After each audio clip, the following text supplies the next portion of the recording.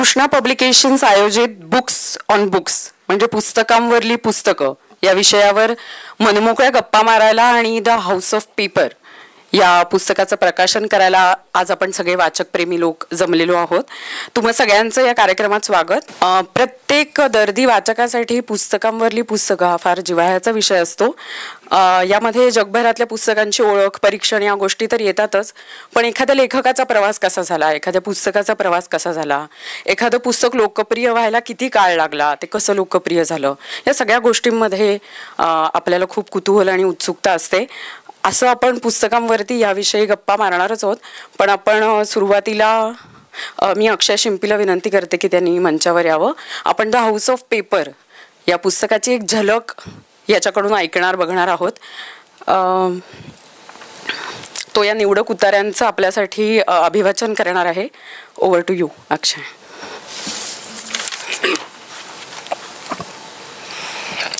सर्वांचं मनापासून स्वागत आणि अभिषेक धनगरांचं सर्वप्रथम अभिनंदन. तुमचंही अभिनंदन युद्धकाळात पुस्तकांसारख्या संवेदनशील कार्यक्रमासाठी इतक्या संख्येने एकत्र आलात त्याबद्दल. मी या पुस्तकातल्या एक साधारणपणे मला 15 मिनटं दिली गेलेली आहेत, तर मी तालीम केलेली आहे, तर एकूण 7 पृष्ठांचं वाचन, त्यातल्या काही अंशांचं वाचन आज इथे मी तुमच्यासमोर करणार आहे. पुस्तक घ्या, हे पुस्तक मुळातून वाचा, तुम्हाला अधिक समृद्ध झाल्याचा अनुभव येईल.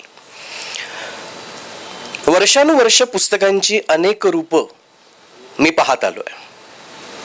म्हणजे टेबलाला आधार देण्यासाठी वापरलेली पुस्तकं, एकावर एक रचून वर कापड अंथरून बेडसाईड टेबल म्हणून वापरली जाणारी पुस्तकं, वाचण्यासाठी कमी आणि कपड्यांना इस्त्री करण्यासाठी जास्त वेळा कपाटातून बाहेर काढलेली पुस्तकं, पत्र, पैसे आणि अनेक गुपितं आपल्या पानांमध्ये सांभाळत फळीवर निमूट बसलेली पुस्तकं. केवळ पुस्तकच वाचकांचं प्राक्तन बदलतात असं नाही, वाचकही पुस्तकांचं प्राक्तन बदलू शकतात. एखादी फुलदाणी, कॉफीचं भांड आणि किंवा टीव्ही या वस्तूंची पुस्तकांपेक्षा अधिक सहजपणे मोडतोड होते. पुस्तकांचं मात्र तसं नसतं. पुस्तकांच्या मालकाच्या मनात आल्याशिवाय, त्यानं स्वतःच्या हातानं ते फाडल्याशिवाय किंवा जाळल्याशिवाय पुस्तक खराब व्हायचा धोका नसतो. अर्जेंटिनावर लष्करी हुकुमशाहीचा अंमल होता त्या काळात अनेक लोकांनी स्वतः जवळची पुस्तकं नष्ट केली. काहींनी बाथरूममध्ये, शौचालयात नेऊन पुस्तकं जाळली, तर काही लोकांनी बागेत पुरून टाकली. त्या काळी पुस्तकं सोबत बाळगण्यात मोठीच जोखीम होती. स्वतःचा जीव आणि पुस्तकं यात निवड करावी लागल्यानं लोकांना स्वतःचा, त्यांच्या पुस्तकांचा गळा घोटावा लागला. जी पुस्तकं अत्यंत ममतेनं वाचली गेली, ज्यांच्यावर लोकांनी उत्साहानं चर्चा केली, ज्या पुस्तकांनी लोकांना उमेद दिली, त्यांच्यात दृढ बंध निर्माण केले, नि प्रसंगी ज्यांच्यामुळे कधी काळचे जिवलग मित्र दुरावले देखील गेले, अशी पुस्तकं अखेर राखेत मिसळून नष्ट झाली. पण स्वतःच्याच पुस्तकांना आपल्या हातानं नष्ट करणं मला जमलं नाही. माझ्या जवळच्या मासिकांची मी गुंडाळी केली आणि बाथरूम मध्ये पडदे लावलेल्या नळीत सरकावून दिली. जी पुस्तकं मला अडचणीत आणू शकतील असं वाटलं, ती शेल्फमध्ये सहजासहजी हाताला लागणार नाहीत अशा जागी ठेवून दिली. तरीही एखादी धाड माझ्या घरावर पडली असती तर ही पुस्तकं त्यांना सापडणं काही कठीण नव्हतं. त्यावेळी अनेक लोकांवर पुस्तकांमुळे फिर्यादी दाखल झाल्या होत्या. अनेकांची आयुष्य पुस्तकामुळे उद्ध्वस्त झालेली होती. 2000 वर्षांपेक्षा जास्त काळ टिकून राहण्याची क्षमता असलेल्या, काळावर मात करून उरलेल्या पुस्तक नावाच्या वस्तूचं आणि माणसांचं जीवन, त्यांचे संबंध साधे भोळे म्हणावेत असे कधीच नव्हते. या कोमल आणि अविनाशी लाकडी लगद्यासोबत माणसाचे लागे बांधे घट्ट जुळलेले आहेत. परवा रात्री मी जॉन बर्ननचा एक लेख वाचत होतो, तेव्हा माझ्या लक्षात आलं की टेबलावर ठेवलेलं पुस्तक टेबल लॅम्पच्या प्रकाशामुळे 2 भागात विभागलं गेलंय. पुस्तकाची वरची बाजू, जिथं त्याचं शीर्षक आहे, ती अंधारात होती, तर खालची प्रकाशकाचं बोधचिन्ह असलेली बाजू मात्र प्रकाशात उजळून निघालेली होती. त्यानंतर मात्र त्या संकेताकडे दुर्लक्ष करून पुढं वाचत राहणं मला अशक्य बनलं.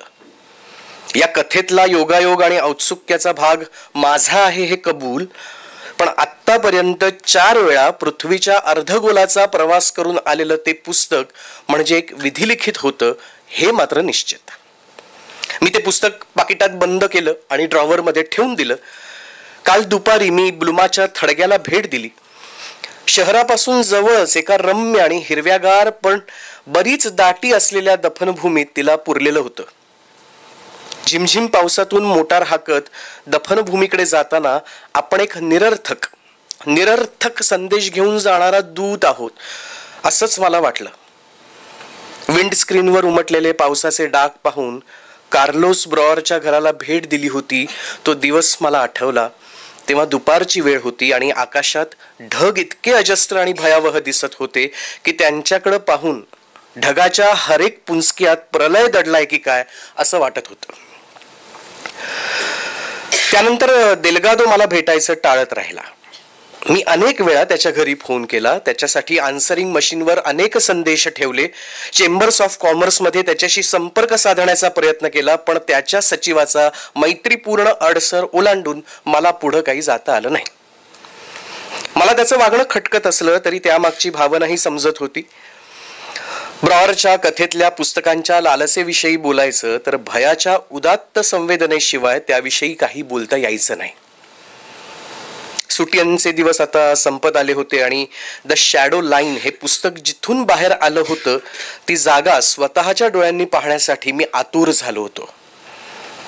फारशी पूर्वतयारी वगैरे न करताच मी ला पालोमाची बस पकडली. तो जून महिन्याचा शेवटचा दिवस होता. मी पोहोचलो तेव्हा गाव शांत सुनसान होतं. गावातली दुकानं दक्षिणेच्या निष्ठुर थंडीनं संरक्षण करायला भाग पाडल्यासारखं झडपं लावून बंद केली गेलेली होती आणि समुद्रावरून येणारा वारा रस्त्यालगतच्या झाडांना झोडपून काढत होता.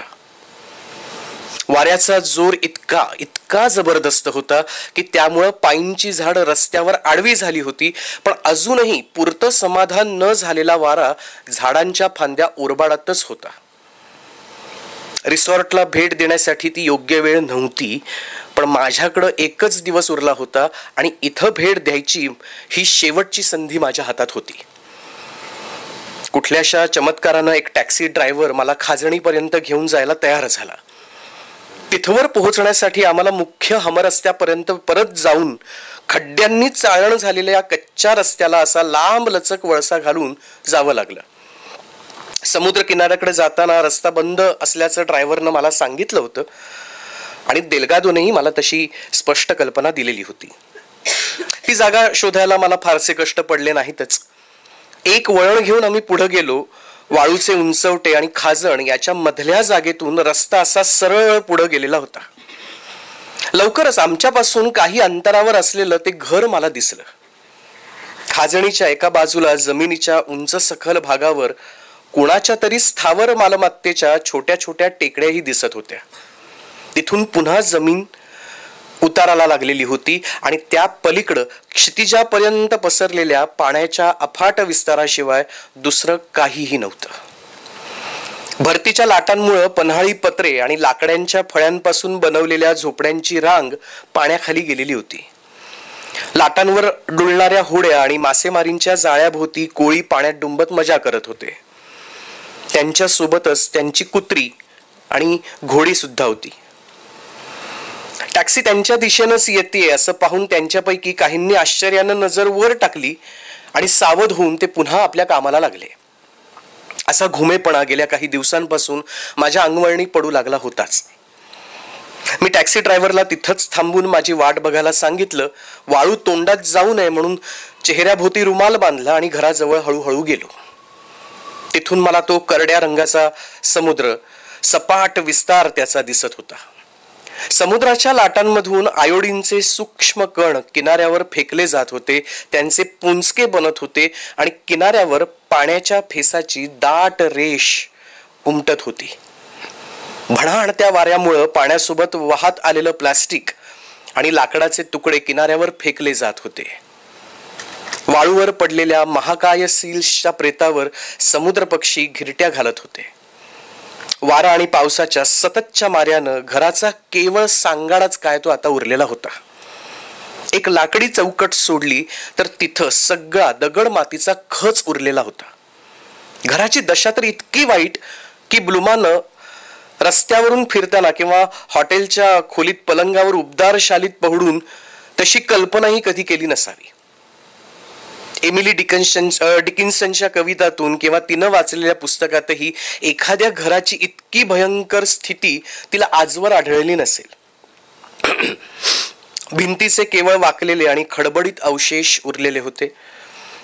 सभोवार पसरलेले सिमेंटचे ठोकळे आणि अगणित लहान सहान शिंपले दगडफुलांच्या पसाऱ्यात उन्हात भाजून निघालेली आणि नंतर भिजवून कॅटफिशच्या चोचींसारखी एकमेकांना जोडलेली पुस्तकाची पानं, विश्वकोशाची आवरणं आणि पेपरबॅक पुस्तकांचे पाण्यात भिजून फुगलेले लगदे दिसत होते. दरवाजे आणि खिडक्यांच्या सभोवती पसरलेल्या वाळूत अर्धवट गाडली गेलेली काही पुस्तकं मला सापडली. त्यात विदाबरो नेरुदा आणि बार्थोलोमे दे लास कॅससच्या प्रती, लॉरेन्स आणि मॅरोसा दी जॉर्जियाचे मोठे ठोकळे, एलियट आणि लॉर्काचे तुकडे, बरखासच्या रेनेसान्सची प्रत आणि कुणा पॉलियर नावाच्या लेखकाची ओळखून न येणारी डांबरानं माखलेली प्रतही तिथं होती. $20,000 $20,000 वाऱ्याकडे पाठ करून मी ओरडलो. वाऱ्याच्या तडाख्यानं एक तुळई छतापासून तुटून घराच्या खांबावर आवाज करत आदळत होती. दगड मातीच्या ढिगाऱ्यांखाली धूळ आणि घाणीचा काळपट थर असा अंगावर माखून ती पुस्तकं पडलेली होती. हाताशी कुठलंही हत्यार नसताना त्या ढिगाऱ्यातून पुस्तक नेमकं बाहेर काढणं अशक्य होतं. दगडमातीच्या आणि वाळूच्या त्या ढिगाऱ्यात हाताला एखाद्या पुस्तकाचा स्पर्श होईपर्यंत त्यात चाचपडत बसावं लागलं असतं. एखादं पुस्तक ढिगाऱ्यातून वर काढून हातात घेतलं की एखादी विचित्र वस्तू हाताला लागल्यासारखं वाटत होतं. कागद आणि शब्द, पुसट झालेली शाई, वाळवीनं पोखरलेली आवरणं आणि शेकडो छिद्र पडलेली पानं. अभद्र प्रेतासारखी ती पुस्तकं वाळूवर अस्ताव्यस्त पहुडलेली होती. मी तिथंच गुडघे टेकून बसलो. चेहऱ्यावर अजूनही रुमाल बांधला होता. क्षणभर वाटलं, क्षणभर कदाचित या ढिगाऱ्यातच मला अर्ल किंवा दारियोच्या पुस्तकाची पहिली आवृत्ती देखील सापडेल. किमान डॉन किहोतेची प्रत, जिच्यासोबत कार्लोसनं डिनर घेतलं होतं, ती तरी गवसेल. पण माझ्या हाताला लागली ती केवळ मार्खेसची हाडं आणि बाल्झाकची कातडी. भय आणि यातना असह्य होऊन मी त्या ढिगाऱ्यात चाचपडणं थांबवलं आणि उठून उभा राहिलो. वाळूच्या त्या ढिगाऱ्यातून हिणकस इशारे करत विश्वसाहित्य आपलं डोकं वर काढत होतं. ती पुस्तकं तिथेच होती. उन्हात रापलेली आणि घट्ट चिकटवलेली ती पुस्तकं अजूनही तशीच निष्प्राण तिथं पडलेली होती. त्यावर साचलेल्या थरांच्या भेगातून त्याची मुखपृष्ठ डोळ्यांसारखी दिसत होती. पुस्तकांची स्पाईन्स उजेडात येऊन पुन्हा वाळूच्या ढिगात गाडली जात होती. घरातलं धुरांड मात्र अजूनही तसंच दिमाखात उभं होतं आणि जमिनीवर पडलेली वाळूंमधून खालची सिमेंटची तख्तपोशी दिसत होती. माझ्या जवळची द शॅडो लाईनची प्रत तिथंच शेकोटीजवळ कुठेतरी एका मागोमाग एक समुद्राचं भक्ष्य बनणाऱ्या प्रेतांसोबत ठेवून द्यावी अशी इच्छा मला झाली. कारण पुस्तक देखील लेखक, प्रकाशक, चित्रकार, टंकलेखक, मुद्रक, समीक्षक, भाष्यकार आणि टीकाकार यांच्या सामूहिक प्रयत्नातून निर्माण झालेली वस्तुस्तर असते आणि कधी ना कधी तिलाही अखेरीस कोसळून समुद्राच्या कराल दाढेतच तर जावं लागतं. आणि हा असा समोरच प्रचंड हेलकावणारा उत्सुक समुद्र, त्याच्या कराल जबड्यांच्या तडाख्यांखाली किनाऱ्यावर येऊन धडकणारी लाट, हवेतलं आयोडीन, वाऱ्यावर स्वार झालेली वाळू आणि कुठून कुठून वाहत येऊन किनाऱ्यावर येऊन पडलेली ती लाकडं. तिथंच वाळूवर सील्सचं एक धुडही पडलं होतं. अल्बेट्रॉस पक्षी त्याच्या छातीत तोंड खुपसून ताव मारत होते. अशा ठिकाणी एखादं पुस्तक वाळूत स्वतःला गाडून घेऊन काळोखात दिसेनासं होण्याखेरीज दुसरं करू तरी काय शकत होतं? किंवा अचानक जहाज फुटींमधल्या एखाद्या अवशेषांसारखं वाळूतून डोकं वर काढण्याशिवाय त्याच्या हातात दुसरं होतं तरी काय? पण ते पुस्तक तिथंच सोडून जाण्याचा धीर काही मला झाला नाही. श्रद्धेचा, निष्ठेचा अभाव आणि घृणा यांच्यासोबत वाहून जाऊ नये, त्यांना बळी पडू नये म्हणून ते पुस्तक मी स्वतःजवळ घट्ट धरून ठेवलं. कारण आपल्या सगळ्यांची, म्हणजे त्या पुस्तकाची, तुमची, माझी आणि कधी काळी समुद्राच्या त्या भीषण दलदलीतून बाहेर आलेल्या प्रत्येक जीवाची नियती जरी एक असली, स्वतःच्या जीवनाला अर्थ देण्याची धडपड सारखीच असली, तरी तिलाही रोखता येतं. आणि ही गोष्ट शक्य तितक्या लांब ढकलत राहणं, दिरंगाई करत वेळ काढत राहणं एवढंच आपल्या हातात असतं. पण पुस्तकांना नशिबाच्या हवाली करायचं की नाही ते ठरवण्याचा अधिकार आपल्या नाही तर इतरांच्या हातात असतो. हा त्याचा एक उत्तरार्धातला एक छोटासा तुकडा आहे. मी मान्यवरांना विनंती करते की त्यांनी मंचावरती यावं. किशोर कदम उर्फ सौमित्र. किशोर कदम यांना कवी आणि अभिनेता म्हणून तर आपण ओळखतोच, पण त्यांचा पुस्तकांचा व्यासंगही मोठा आहे. आपण त्यांच्याशी बुक्स ऑन बुक्स या विषयावर गप्पा मारताना आपण त्यांच्याशी मोकळेपणाने बोलणार आहोतच. मी त्यांना विनंती करते की त्यांनी मंचावर यावं.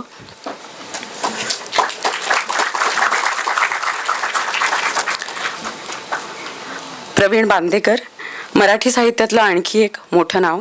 लेखक आणि कवी प्रवीण बांदेकर यांना वेगळ्या दुसऱ्या ओळखीची गरज नाही. उजव्या सोंडेच्या बाहुल्या या त्यांच्या कादंबरीला साहित्य अकादमी पुरस्कार प्राप्त झालेला आहे. गणेश विस्पुते, कवी, चित्रकार, भाषांतरकार गणेश विस्पुते. भाषा साहित्य आणि भाषांतराला वाहिलेल्या मायमावशी या त्रैमासिकाचे ते संपादक आहेत. My name is red, the story of an unknown island, पिवळ्या धमक छत्रीतली मुलगी अशी अप्रतिम भाषांतरं त्यांनी केलेली आहेत.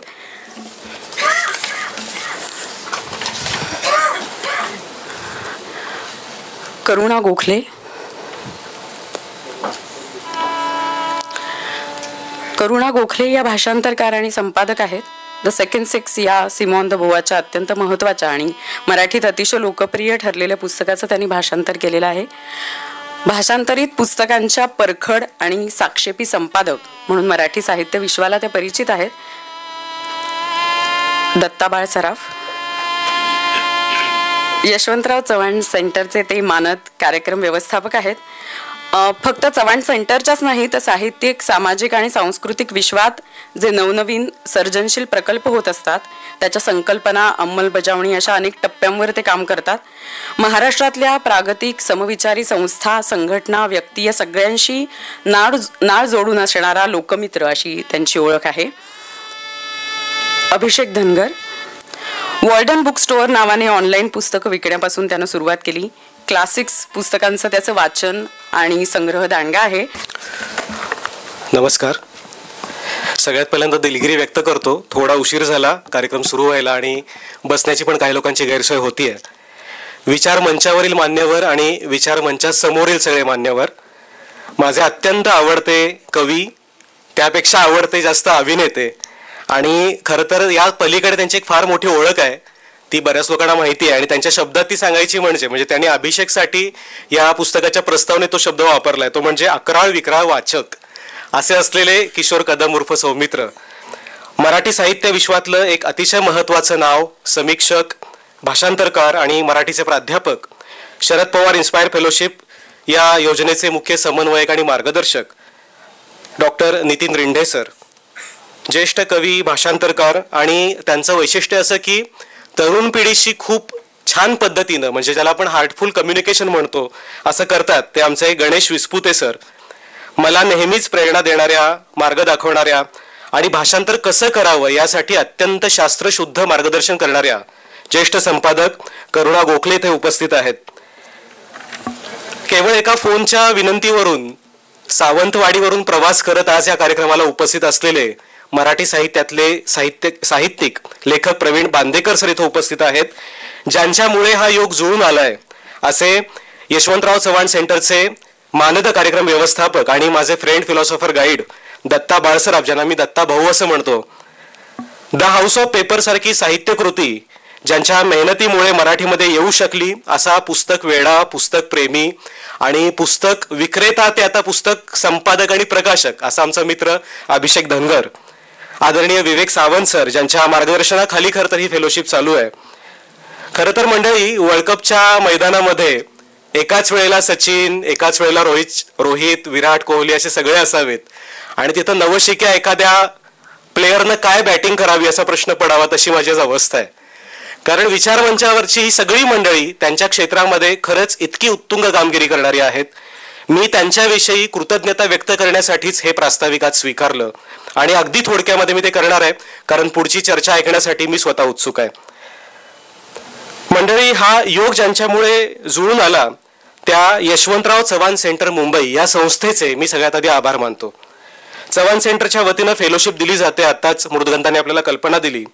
त्या अंतर्गत द हाऊस ऑफ पेपर या पुस्तकाची निर्मिती झालेली आहे. नितीन रिंडे सरांचं लीळा पुस्तकांच्या हे पुस्तक आपल्यापैकी अनेकांनी वाचलं असेल. मी जेव्हा हे पुस्तक वाचलं होतं तेव्हा एक संपादक म्हणून मला असं वाटलं होतं की आपल्याला अशा प्रकारचं पुस्तक म्हणजे पुस्तकांवरचं पुस्तक करायची संधी कधीतरी मिळायला हवी. आणि सांगायला आनंद होतोय की यशवंतराव चव्हाण सेंटरच्या शरद पवार इन्स्पायर फेलोशिपमुळे तो योग जुळून आलाय. या पुस्तकात, या द हाऊस ऑफ पेपर या पुस्तकामध्ये अशी काही वाक्य आहेत जी खरंच आपल्याला स्थिमित करतात, आपल्याला क्षणभर थांबून विचार करायला भाग पाडतात. त्यातली काही आवडलेली वाक्य मी तुम्हाला सांगणार आहे. एक तर वाक्य तुम्हाला इथे तुमच्या समोर दिसत असेल की केवळ पुस्तकच वाचकांचं प्राक्तन बदलतात असं नाहीये, तर वाचकही पुस्तकांचं प्राक्तन बदलू शकतात. आणि याच अनुषंगानं या पुस्तकाच्या प्रस्तावनेमध्ये किशोर कदम उर्फ सौमित्र जे लिहितात ते म्हणतात की पुस्तकं घडवू शकतात, तशीच करू शकतात बर्बाद आयुष्य एखाद्याचं. अशी ही भीषण सुंदर कथा या पुस्तकामध्ये तुम्हाला वाचायला मिळेल. म्हणजे पुस्तक एकदा आपलं एक फडताळ व्यापतं, मग हळूहळू पुस्तकं आपलं कपाट व्यापू लागतं, हळूहळू पुस्तकं आपली खोली व्यापू लागतात, पुस्तकं हळूहळू खोली व्यापता व्यापता आपलं अख्खं घर व्यापू लागतात आणि मग कालांतरानं आपलं अख्खं आयुष्यच व्यापू लागतात. आणि जगण्याचा प्राधान्यक्रम बाकी काही न उरता फक्त पुस्तकं खरेदी करणं, ग्रंथांचा संग्रह करणं हाच जेव्हा उरतो, तेव्हा ग्रंथसंग्रहाचं जे वेड आहे ते वेड एक दुःस्वप्न होतं. त्या दुःस्वप्नाची भीषण सुंदर कथा जर काय असेल तर ती द हाऊस ऑफ पेपर आहे. आणि ती आज अभिषेकमुळे मराठीमध्ये, मराठी वाचकांच्या हातामध्ये सुपूर्द करताना माझ्या मनात आनंदाची, अभिमानाची भावना आहे. खरं तर मराठीमध्ये सुदैवानं आजवर सतीश काळसेकर, शंकर चाफाडकर, जयप्रकाश सावंत, शशिकांत सावंत, किशोर कदम, गणेश विस्पुते, नितीन रिंढे, निखिलेश चित्रे, दौलत हवालदार, रणधीर शिंदे, नितीन वैद्य, गणेश मतकरी अशी अनेक पुस्तक प्रेमी मंडळी आहेत. अशा अनेक ग्रंथप्रेमींनी, ग्रंथसंग्राहकांनी बुक्स ऑन बुक्स हा प्रकार आपल्या मराठी साहित्याच्या मातीमध्ये रुजवण्यासाठी, त्याच्यावर काम करण्यासाठी आजवर खूप मेहनत घेतलेली आहे. नितीन रिंढे सर एका लेखामध्ये, मला वाटते पासोडी या पुस्तकात त्यांचा तो लेख आहे, त्याच्यात खूप मार्मिक विवेचन करतात आणि त्या लेखाचं शीर्षकच ते देतात की आपल्या वाचनाची इयत्ताच अजून सुधारली नाही.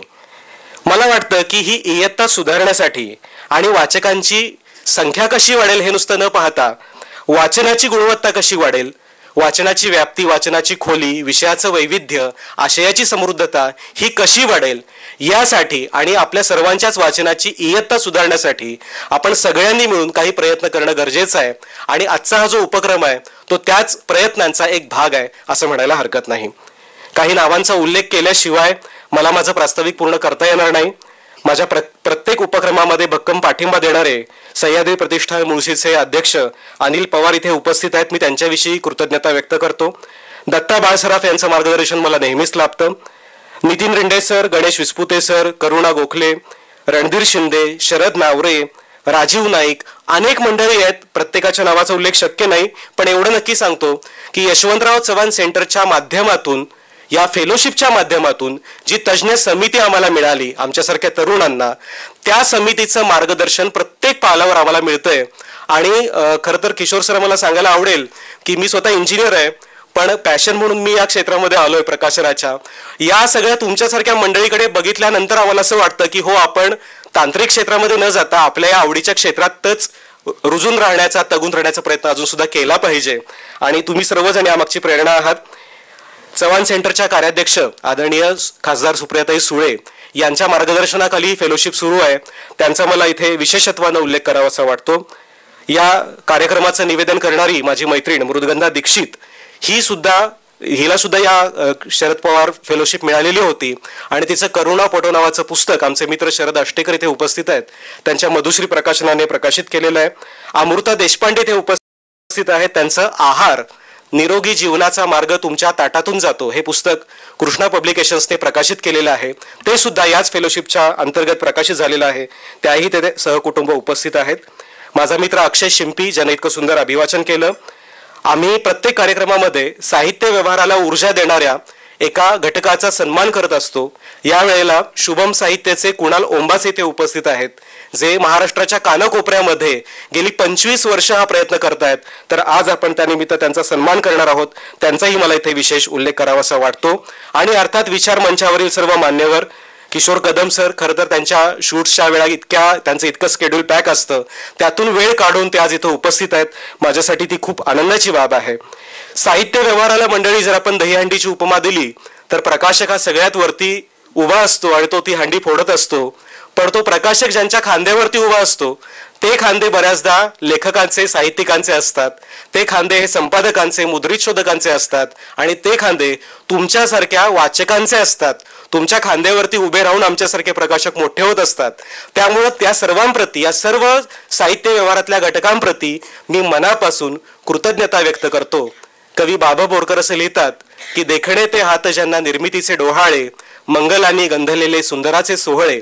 तुम्हा सर्वांच्या इतक्या भरघोस प्रतिसादामुळं आणि मान्यवरांच्या उपस्थितीमुळं हा फक्त एक समारंभ न राहता तो बाबा बोरकरांच्या शब्दातला मंगलाने गंधलेला सुंदराचा सोहळा होईल अशी मला खात्री आहे. लोभ आहे तो असाच वाढत राहावा. धन्यवाद. नमस्कार. भांडारकर संस्थेच्या या रम्य प्रांगणामध्ये संध्याकाळी आपण आज जमलो आहोत ते पुस्तकांविषयीच्या पुस्तकांवर गप्पा मारण्यासाठी.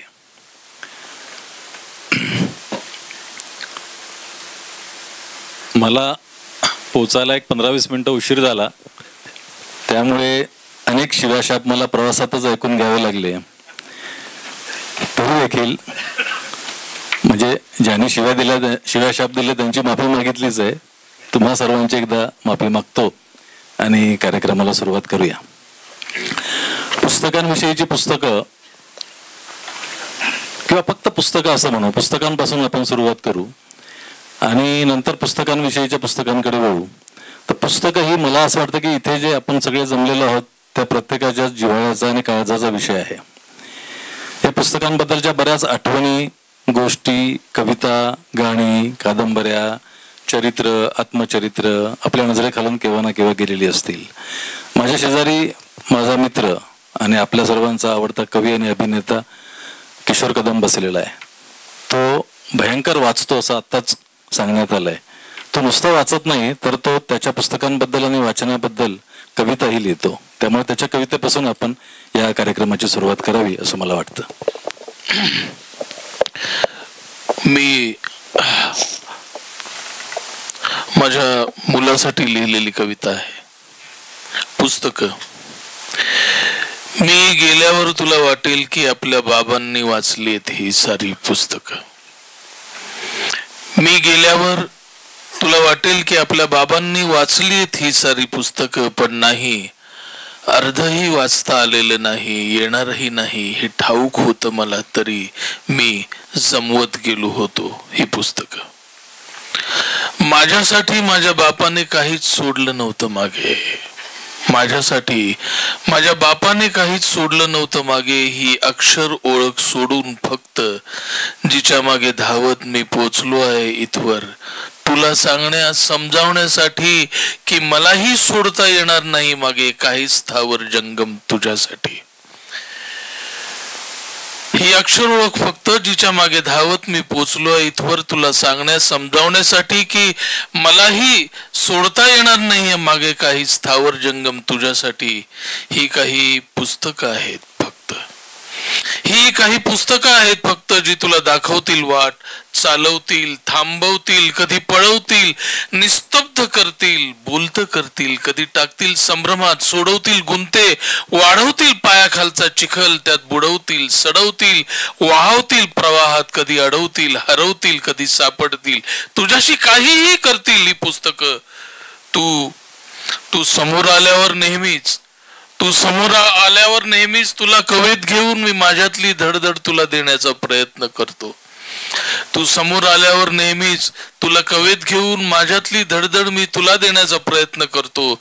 तशीच ही पुस्तकं उघडतील मधोमध, पसरतील हात, मिठीत घेतील तुला, आपोआप होतील हृदयाचे ठोके. यांच्यात रहस्य आहेत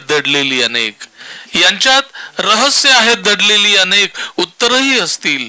प्रश्नांमध्ये कदाचित प्रश्नही नसतील. एक लक्षात ठेव, आपलं आयुष्यच पल्प फिक्शन.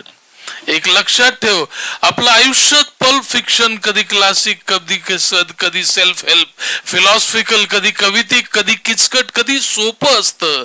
लक्षात ठेव, या सगळ्यात वाईट काहीच नसतं. त्यावेळी हाती लागलेलं पुस्तक हे त्याच वेळेची गरज असतं, समज नसतं. समज नसतं. मी नसेन तेव्हा ही पुस्तकं असतील जी नेतील तुला जायचं आहे तिथं. मी नसेन तेव्हा ही पुस्तकं असतील जी तुला नेतील जिथं जायचं आहे तिथं. फक्त मी असेन तिथं मात्र तुला पोहोचता येणार नाही, कारण मी आधीच होऊन गेलेलो असेन एखादी कथा, एखादी कादंबरी, एखादी कविता, एखाद्या पुस्तकातली. माझी अनावर आठवण झाली की या प्रचंड ढिगाऱ्यातलं ते एखादं पुस्तक शोध. तुझा प्रवास बघ कसा सोपा होऊन जाईल.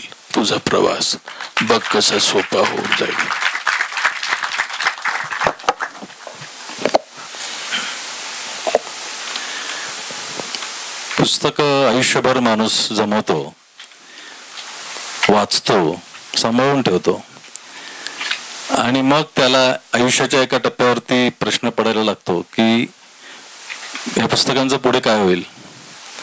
कारण पुस्तकांचं आयुष्य हे माणसांपेक्षा जास्त असतं. त्यामुळे माणसाला जेव्हा आपल्या आयुष्याची, आपल्या क्षणभंगुरत्वाची किंवा एक असं आपण आता उतरतीला लागलेलो आहोत याची जाणीव, मावळतीला लागलेलो आहोत याची जाणीव होते, तेव्हा त्याला असं वाटायला लागतं की आता ह्या पुस्तकांचं आपल्यानंतर कसं होईल. अशी काही माणसं मी प्रत्यक्ष बघितलेली आहेत आणि आपल्यापैकी सगळ्यांचं तसंच होणार आहे. अशा वेळी आपल्या नंतरच्या पिढीतल्या एखाद्या, आपल्या आता जसं किशोरच्या कवितेमध्ये मुलगा आहे, मुलाला उद्देशून लिहिलेली ही कविता आहे की आपल्याला पुस्तकाने काय दिलं आणि उद्या तुला काय मिळू शकतं या पुस्तकांमधून. आता इथे आज ज्या पुस्तकाचं प्रकाशन झालं, ज्या कादंबरीचं प्रकाशन झालं, ती हाऊस ऑफ पेपर ही कार्लोस मारिया दोमिंगुज या लेखकाची कादंबरी आहे. हा कोलंबियन लेखक आहे, अर्जेंटिनी लेखक आहे. स्पॅनिश कादंबरी आहे, स्पॅनिश भाषेमधली. आणि अभिषेक धनगरने ती मराठीमध्ये भाषांतरित केलेली आहे. ही कादंबरी फारशी भारतामध्ये वाचली गेलेली नाही, त्यामुळे ती कोणाला माहीत नाही. तुम्ही मराठीत आता ती वाचाल त्यावेळी ह्या लेखकाचं नावही तुम्ही ऐकलेलं नसेल आणि ही कादंबरी वाचल्यानंतर तुम्हाला ती इतकी चमत्कारिक वाटण्याची शक्यता आहे की असं काही लिहिलेलं असू शकतं जगामध्ये कुठेतरी, अशा आशयाची ती कादंबरी आहे. तर 2005च्या सुमारास त्या कादंबरीचं इंग्रजीमध्ये भाषांतर प्रकाशित झालं आणि त्यानंतर कुठेतरी काही प्रती त्या कादंबरीच्या विकत मिळत असत. तुम्ही आता प्रयत्न केला तर आता इंग्रजी कादंबरी विकत मिळणं अवघड आहे. ती ॲमेझॉनवर आहे सध्या. ती किती हजाराला आहे? मी पाहिलं तेव्हा 8,000ला होती. तर तिच्या किमती अशा फ्लक्च्युएट होत राहतात आणि अगदी छोटी कादंबरी आहे. या आकारावरून तुमच्या लक्षामध्ये आलं असेल. तर अत्यंत कमी वाचली गेलेली अशी कादंबरी अभिषेकच्या हाताशी लागली. याचं कारण तो चोखंदळ वाचक आहे. वाचकाचं, चांगल्या वाचकाचं किंवा चोखंदळ वाचकाचं हे लक्षण असतं की त्याला जे इतर लोक वाचतात ते दिसत नाही त्याच्या नजरेला. जे कोणी वाचत नाही ते त्याला दिसतं. पुस्तकांच्या दुकानात जेव्हा जातात तेव्हा त्याला असं पुस्तक दिसतं की जे इतर कोणी वाचलेलं नसेल. त्याला लायब्ररीमध्ये असं पुस्तक सापडतं की जे इतर कोणी वाचलेलं नसेल. तसं पुस्तक त्याला मिळालं, त्याच्या हाती लागलं आणि त्याने ते भाषांतरासाठी निवडलं. जेव्हा त्याला शरद पवार इन्स्पायर फेलोशिप मिळाली आणि त्याने त्याचं चांगलं भाषांतर केलेलं आहे. तर मी त्याला आता विचारतो की हे पुस्तक त्याला एकतर काय करावं असं वाटलं आणि त्यातलं त्याला नेमकं काय आवडलं. हाऊस ऑफ पेपर ही कादंबरी वाचण्यापूर्वी बुक्स ऑन बुक्स या प्रकारातली किंवा पुस्तकांवरली पुस्तकं या प्रकारातली अनेक पुस्तकं मी वाचली होती. विशेषतः चिनी साहित्यातली, प्राचीन चिनी साहित्यातली पुस्तकं दा झिऑंगची किंवा माझा एक अत्यंत आवडता लेखक आहे लिन युतांगची, ती वाचली होती. नंतर मी जसजसं मुख्य प्रवाहातली मराठी पुस्तकं वाचायला लागलो आणि माझ्या हाताला काही चांगली पुस्तकं लागली. त्यात सतेज काळसेकरांचं पुस्तक होतं, नितीन रेंडे सरांचं पुस्तक होतं. यातून बरीचशी पुस्तकं समजत गेली जी केवळ पुस्तकं या विषयाला वाहिलेली होती, पुस्तकांवरची पुस्तकं या विषयाला वाहिलेली होती. तर त्या अर्थानं लीळा पुस्तकांच्या म्हणा किंवा आडवाटेची पुस्तकं ही पुस्तकांवरलं पुस्तक आहे. लीळा पुस्तकांच्या बाबतीत तर तसं सहजच म्हणता येतं. तर अशी अनेक पुस्तकं वाचल्यानंतर माझे काही प्रश्न होते, त्यात काही सुटत गेले, काही काय म्हणायचं, प्रश्न म्हणण्यापेक्षा काही जबाबदारीचं ओझं होतं किंवा काही गिल्ट होता, तो कमी होत गेला. एका प्रकारे ही पुस्तकं आपलं वाचन प्रेम आणि वाचन वेळ जस्टिफाय करत असतात. पुस्तक हे एका अर्थानं आपल्यावर अनेक जबाबदाऱ्या देत असतं, पण त्याच वेळेला अनेक अत्यावश्यक अशा रोजच्या जीवनातल्या जबाबदाऱ्यांकडं काही अंशानं का होईना दुर्लक्ष करणं भाग पडतं आणि त्याचं एक ओझं आपल्या डोक्यावर असतं किंवा त्याचा एक अपराधभाव आपल्या मनात असतो. तर त्या अपराधभावातून मुक्तता करणारं पुस्तक म्हणजे बुक्स ऑन बुक्स अशी एक माझी भावना होती. अत्यंत सुखावणारं आणि आपलं पुस्तकप्रेम जस्टिफाय करणारं असं काहीतरी आपल्याला वाचायला मिळतं आणि त्या पुस्तकच इतक्या सुंदर पद्धतीने लिहिलेली असतात की प्रत्यक्ष त्या पुस्तकांचं वाचन ही खूप आनंददायी असतं. त्यामुळे हाऊस ऑफ पेपर हे पुस्तक मी जेव्हा वाचायला घेतलं तेव्हा माझीही तशीच भावना होती की अत्यंत काहीतरी सुखावणारं सुंदर असं आपल्याला वाचता येणार आहे आणि त्यामुळे मला खूप आनंद झाला होता. पण हाऊस ऑफ पेपर हे पुस्तक जेव्हा मी वाचायला सुरुवात केली तेव्हा सगळा माझा भ्रम अगदी पहिल्या ओळीमध्ये गळून पडला की या पुस्तकांमध्ये असं काहीही नाही आहे. मी आत्ता जी वर्णनं केलीत की आपलं पुस्तक प्रेम किंवा वाचन प्रक्रियेचा आनंद ह्या सगळ्या गोष्टी विशद करणारी ही पुस्तकं आहेत, पुस्तकांवरली पुस्तक, त्या सगळ्या गोष्टी हाऊस ऑफ पेपरमध्ये येतात का, तर ते येतात, पण ती एका अनिष्टसूचक घटनेची नांदी म्हणून येत असतात. आणि हे कथानक आपल्या आवडीचं कथानक, आपल्या आवडीचा विषय हा ज्या दिशेनं प्रवास करतोय ते अतिशय वाईट काहीतरी असणार आहे आणि ते अतिशय धक्कादायक असणार आहे याचा सुतोवाच अगदी पहिल्या ओळीपासून होतं. तर हे पुस्तकांचं दुसरं रूप जे आहे, आपल्याला पुस्तकांवरलं प्रेम माहिती असतं, ते आपण अनुभवलेलं असतं, पण पुस्तकाच्या प्रेमातले धोके काय असतात हे याची जाणीव आपल्याला पुस्तकांनी करून दिलेली नसते. तर तशी जाणीव मला द हाऊस ऑफ पेपर या कादंबरीने करून दिली आणि त्याचा पुस्तक प्रेमाचा दुसरा भाग बघायला मिळाला. चेतन मगाशी म्हणाला तसं एक अतिशय भीषण सुंदर अनुभव ती कादंबरी देते, हे तर खरंच आहे.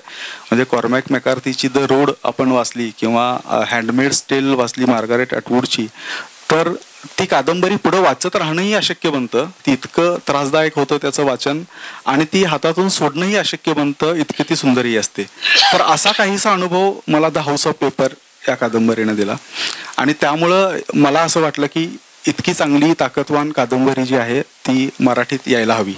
त्याचं दुसरं एक कारण असं होतं की मागाशी सर म्हणाले तसं की फार काही जुनी नाही आहे कादंबरी, अगदी समजा 20 वर्षांपूर्वीच प्रकाशित झालेली आहे, पण ती आता अत्यंत दुर्मिळ बनलेली आहे आणि जगभरात ती तुर्कस्थान, चीन सारख्या देशांमध्ये अत्यंत प्रसिद्ध असली तरी तिची इंग्रजी आवृत्ती काही फारशी सहजतेनं उपलब्ध नाही आणि असली तरी ती 8,000, 10,000, कधी 20,000 किमती जातात. आणि ज्यांनी नंतर मराठीतली पुस्तकांवरली पुस्तकं वाचली, काळसेकरांचं वाचणारं शिरोजनिशी असेल किंवा लीळा पुस्तकांच्या असेल, आडवाटीची पुस्तकं असतील, ते वाचणाऱ्या प्रत्येक वाचकाच्या मनात एक होतं की आपण हाऊस ऑफ पेपर ही कादंबरी वाचायला पाहिजे. माझे प्रकाशक मित्र आणि मैत्रिणी सुद्धा इथं आहेत, तर त्यांनीही बऱ्याच वेळा मला म्हणालं होतं की ही कादंबरी प्रकाशित करायला मला आवडेल. तर असं एक पुस्तक आपण मराठीत आणलं पाहिजे आणि ते सहजतेनं उपलब्ध करून दिलं पाहिजे, अशी माझी त्या पाठीमागं भावना होती. म्हणून मला या कादंबरीचा भाषांतर करावं वाटलं. दुसरं एक म्हणजे त्या काळामध्ये मी काही भाषांतर करत होतो, कार्दिनालच्या कविता करत होतो, काही नॉन फिक्शन्स करत होतो, काही कथा करत होतो, पण वाङ्मयीन वैशिष्ट्य किंवा वाङ्मयीन शैली ज्याला म्हणतो आपण, ते अत्यंत अनोख्या पद्धतीनं कादंबरीमध्ये आहेत. म्हणजे अगदी स्वगताप्रमाणे चालणारी लांबलचक संवाद आहेत, अत्यंत शैलीदार वाक्य आहेत, काही आवडत्या पुस्तकांचे उल्लेख आहेत. तर हे सगळं भाषांतर करणं मला खूप आव्हानात्मक वाटलं आणि आपली कसोटी पाहणार आहे असं वाटलं. त्यामुळं स्वतःलाही आपण कितपत यात खरे ठरतो हे बघावं म्हणून मी याचं भाषांतर केलं. मला इथे आवर्जून नमूद करावं असं वाटतं की मी कादंबरी भाषांतर करायचं ठरवलं तर होतंच, पण ते कधीही पूर्ण झालं नसतं. पण शरद पवार इन्स्पायर फेलोशिपच्या एका चांगल्या ओझ्यामुळं ते कादंबरी माझ्याकडून वेळेत तयार झाली, तिचं भाषांतर झालं आणि करुणा गोखले मॅडमनी त्याच्यावर संस्कार केलेले आहेत, संपादकीय संस्कार केलेले आहेत. त्यामुळं आज ती आपल्यासमोर आहे. मला असं वाटतं की ही कादंबरी तुम्ही जेव्हा वाचाल तेव्हा त्याच्यामध्ये काही पुस्तकांचा उल्लेख आहे. मी पण असं कुठेतरी वाचलंय की एक लेखक आहे आऊल असं काहीतरी इंग्रजी, म्हणजे ते पुस्तक जोही वाचतो तो मरतो. कुठलं पुस्तक ते? नाही, निळावंती ते मराठीत आहे, ते इंग्रजीमध्ये आऊल असं म्हणजे आऊल असं काहीतरी नाव आहे त्याचं. इराणी लेखक आहे तो. आणि ह्या पुस्तकामध्ये मी जेव्हा कादंबरी वाचली तेव्हा शॅडो लाईन नावाचं पुस्तक आहे. मी तुला विचारलं, मी लगेच याला फोन करून विचारलं की शॅडो लाईन तू वाचलंयस का रे? तो म्हणाला नाही, ते बहुतेक काल्पनिक आहे. पण ते शॅडो लाईन नावाचं पुस्तक आहे, पण ते अमिताभ घोषचं आहे, याचं पण आहे. मग ते वाचल्यावर काय होतं ते, म्हणजे ते वेडाच्या सीमेपर्यंत आपण जातो, तर ते शोधायला पाहिजे आपण लवकरात लवकर. तर ही पुस्तकांवरची कादंबरी जरी असली तरी ती थ्रिलरच्या अंगाने जाते आणि आपल्याला आपलं थ्रिल वाढत जातं.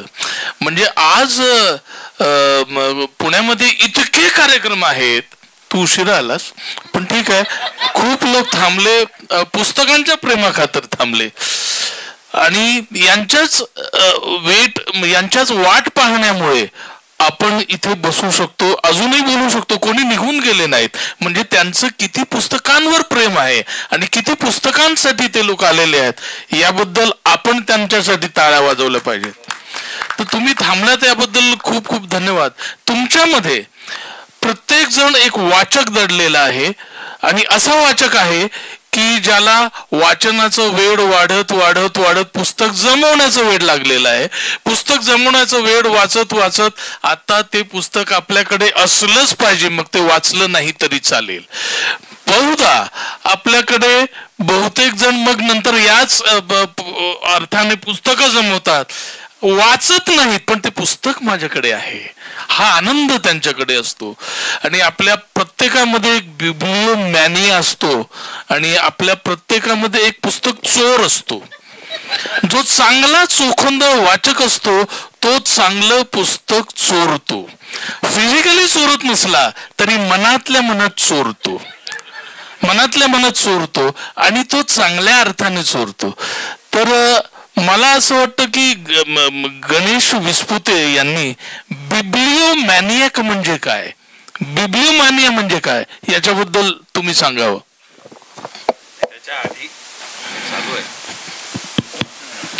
त्याच्या आधी मी अभिषेकचं अभिनंदन करतो. ते यासाठी करतो की 2002च्या दरम्यान, आणि त्याची सुरुवात मी जरा वेगळी अशी करू पाहतो की बुक्स ऑन बुक्स हे ढोबळ नाव आहे, पण पुस्तक जी गोष्ट आहे, ग्रंथ, ग्रंथव्यवहार, ग्रंथ इतिहास, ग्रंथातल्या सुरस आणि चमत्कारिक गोष्टी, त्याच्यासाठी होणाऱ्या चोऱ्या, खून, मारामाऱ्या आणि त्याच्यावर घडणाऱ्या अनेक गोष्टी, तर ह्या सगळ्या गोष्टी सामावणारी जी एक वाङ्मयाची साहित्याची एक विधा आहे त्याला बुक्स ऑन बुक्स असं सामान्यतः म्हटलं जातं.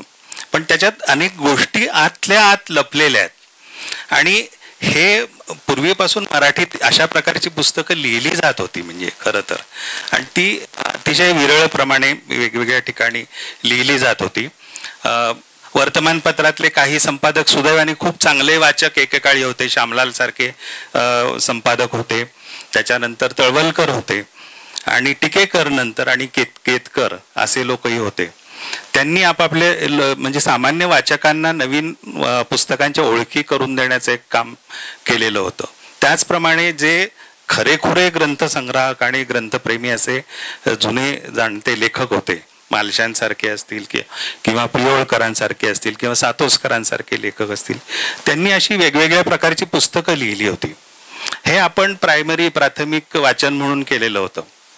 माझा संबंध म्हणजे मी 25 नंतर हे युरोपियन आणि लॅटिन अमेरिकन साहित्य वाचायला लागलो, खूपच उशिरा वाचायला लागलो.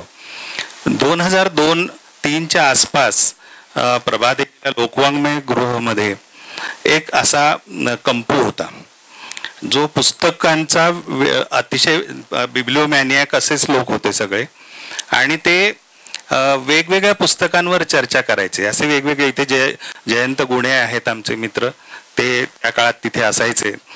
आणि मला आठवतं की तिथे पाशा पिंपळापुरे असायचे, सतीश काळसेकर, जयप्रकाश सावंत, नितीन तिथे होता.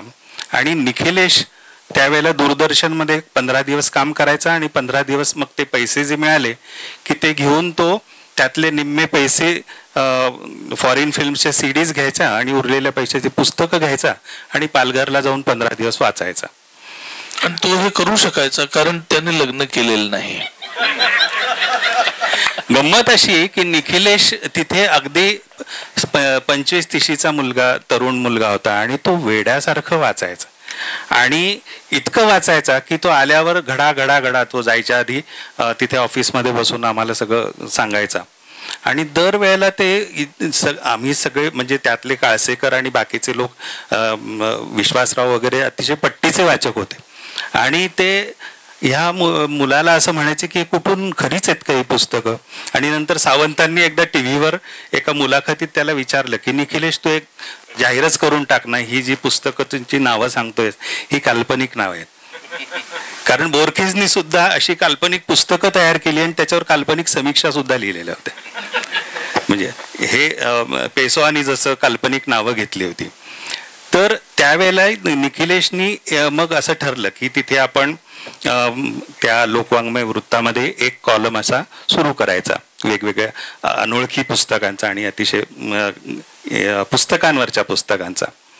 त्यात नितीन सामील झाला. त्यानंतर आणखी एक उत्खनन नावाचं त्यात एक सदर सुरू झालं आणि अक्षर पुस्तक नावाचं पुस्तक एक सदर सुरू झालं. आणि हे सगळं वेळ जे पुस्तकांवरच्या पुस्तकांचं आधी होतं हे साधारण 2005 नंतर त्याची कळ आम्हाला तिथे सापडली. आणि त्याच दरम्यान नंतर एक 5-6 वर्षांनी नितीननी प्रहारमध्ये ती लेखमाला सुरू केली. आणि हा कळलाव्या खरा तो आहे आजच्या जी प्रवर्तन झालेलं आहे की माझ्या आधी आडवाटेची पुस्तकं हे निखिलेशने लिहायला सुरुवात केली होती वाङ्मय वृत्तामध्ये. त्यानंतर मग मी ते लिहिलं. प्रहारमध्ये बुकमार्क नावाचा एक कॉलम सुरू झाला होता. एक पानच यायचं दर सोमवारी, फक्त पुस्तकांना वाहिलेलं पान होतं. आणि फार फॅन्टॅस्टिक कल्पना होती की या काळामध्ये जर पुस्तकांसाठी अख्खं पान दिलं जातं, म्हणजे परीक्षणांसाठी फक्त नव्हे तर जे काय असेल ते पण पुस्तकांबद्दल सबंध पान भरलेलं असेल. 12 पानी ते वृत्ताचं अंक असायचा, 12 का 14 पानांचा.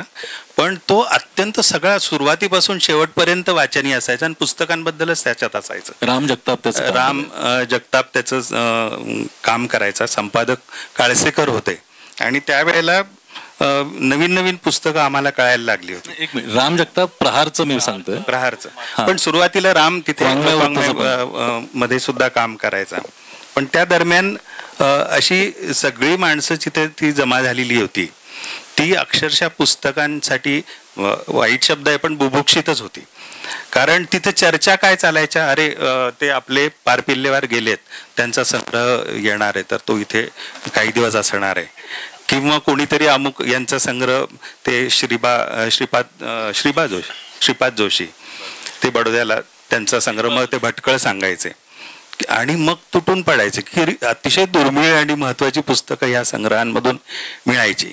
पण त्या दरम्यान आम्हाला ही सगळी वेगवेगळी पुस्तकं ची ओळख झाल्यानंतर हाऊस ऑफ पेपर डॉमिंगेजचं जे आलं होतं ते इतकं महागडं होतं तेव्हा सुद्धा 1700 रुपयाला होतं. आता त्याच्या किमती काहीच्या काही झालेल्या आहेत. छोटंसं पुस्तक होतं. तर ते आम्ही सगळे कॉपी लेफ्ट चळवळीतले लोक होतो. तर काळसेकरांनी त्याच्या सरळ फोटो कॉपीज केल्या आणि सगळ्यांना वाटल्या, झेरॉक्स केल्या आणि सगळ्यांना वाटल्या. आणि त्यामुळे पहिल्यांदा आम्ही ती कादंबरी वाचली आणि चकित झालो.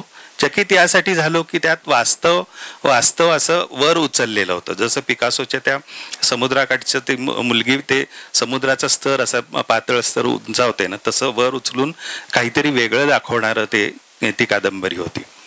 आणि त्यात पुस्तकं हे मुख्य थीम होती. आणि त्याच्यामुळे होणाऱ्या काय काय गोष्टी, त्यातल्या छोट्या छोट्या गोष्टी आणि निरीक्षणं अशी डॉमिंगेजनी पेरलेली आहेत की चांगल्या अट्टल वाचकाला ते आनंदाचे क्षण लँडमाईन सारखे वाटावेत. म्हणजे अचानक मिळणारे जे आनंद असतात ती खरे पटणारे असे ते कादंबरीतले. आणि 20 वर्षानंतर हे हस्तलिखित माझ्याकडे आलं तेव्हा मी चकित झालो. आणि मी म्हटलं, अरे हा माणूस हे भाषांतर जर करत असेल तर यापुढे हा चांगल्याच वाटेने जाणार आहे आणि तो चांगलीच भाषांतर करणार आहे. आम्ही 2-3 त्याचे हे केले, त्याचे ड्राफ्ट्स केले आणि तिसरा ड्राफ्ट मी पाहिला नाही, करुणाताईंनी पाहिलं आणि अतिशय उत्तम ते भाषांतर झालं. आणि एक झालं की लगेच त्यांनी 8 दिवसांनी दुसरं जोरान जेवकोविचचं पण भाषांतर केलेलं आहे. तेही अत्यंत सुंदर आहे. 4 Days and 1 Resurrection of Fyodor Mikhailovich. ते सुद्धा तुम्ही अगदी आवर्जून वाचा. आणि पुस्तकांवरच्या गप्पा आणखी पुढे चालतील. मला वाटतं मी आत्ता थांबावं आणि प्रवीणकडे सोपवावं पुढचं. मला खरं म्हणजे तुमचं ऐकत राहावंच वाटतंय लोकांसारखं. कारण माझा तरी पुस्तकांशी संबंध फार उशिरा आला. म्हणजे आत्ताच तू उल्लेख केलास तसा वाङ्मय वृत्त माझ्याकडे येत होतं आणि वाङ्मय वृत्तामध्ये निखिलेश जो परिचय करून देत होता अशा वेगवेगळ्या पुस्तकांविषयी ते मी वाचत होतो. आणि नंतर मग नितीन प्रहारमध्ये लिहायला लागला. आणि प्रहार तर माझ्या जिल्ह्यातून प्रकाशित होत होतं. माझ्या जिल्ह्यातल्या एका मोठ्या नेत्यातच खरं तर ते होतं. पण त्याच्यातून असा कॉलम नारायण राणेंचं होतं ते, पण त्याच्यातून असं एक सदर चालवलं जात होतं. हे खरं तर आता विश्वास बसणार नाही पण अतिशय ठीक आहे. पण अशा पुस्तकांचा परिचय मला त्या वर्तमानपत्रामधून झाला. आल्हाद गोडबोले संपादक होते म्हणून ते राम ती पुरवणीचं काम बघायचं निश्चित.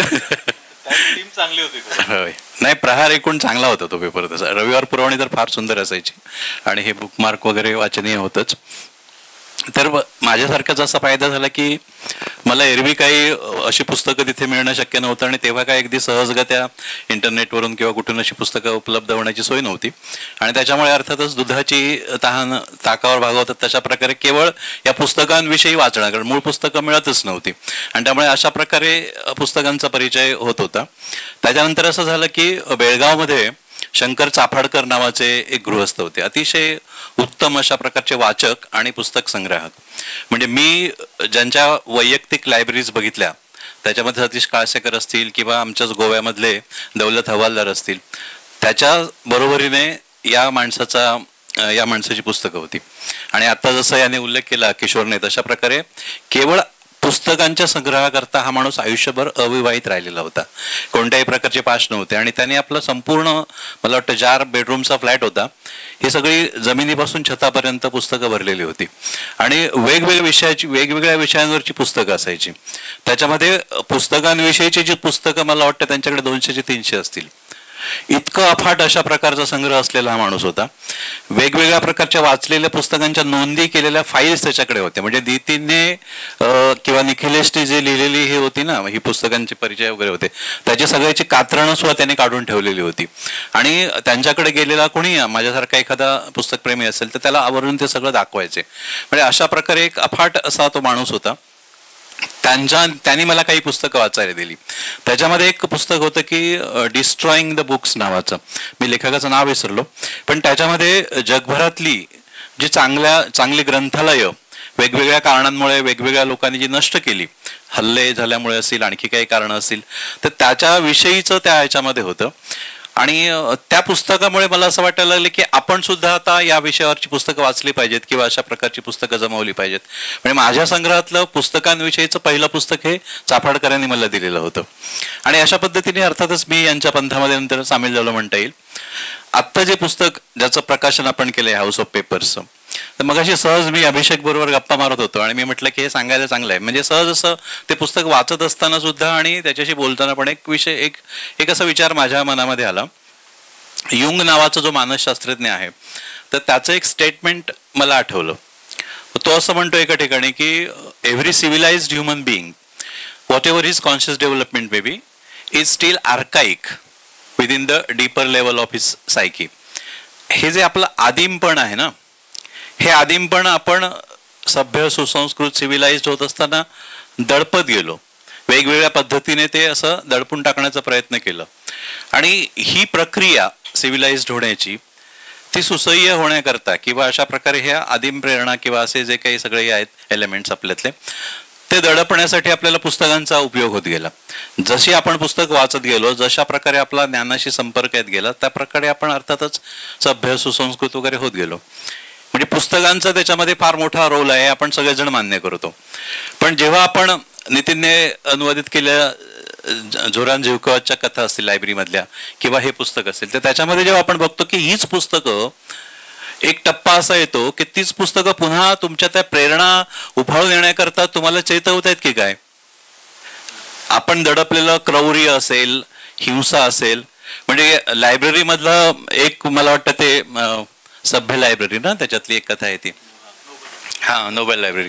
तर त्याच्यामध्ये तो माणूस, त्याचा जो संग्रह असतो ते सगळी हार्ड बाउंड वगैरे अशा प्रकारच्या पुस्तकांचा आहे. आणि त्याच्यामध्ये अनपेक्षितपणे त्याला एक पेपरबॅक पुस्तक दिसतं आणि तो इतका अस्वस्थ होतो की लगेच ते पुस्तक नष्ट करण्यासाठी वेगवेगळ्या प्रकारचे तो प्रयत्न करतो. ते जाळून, ते तो तुकडे तुकडे करून फाडून टाकतो, तर ते पाण्यात बुडवून नष्ट करण्याचा प्रयत्न करतो. हे सगळं जे काही जे काही तो अशा प्रकारचे एक कामं करतो, अतिशय क्रूर वाटणारी, आपण वाचत असताना अस्वस्थ होत जातो.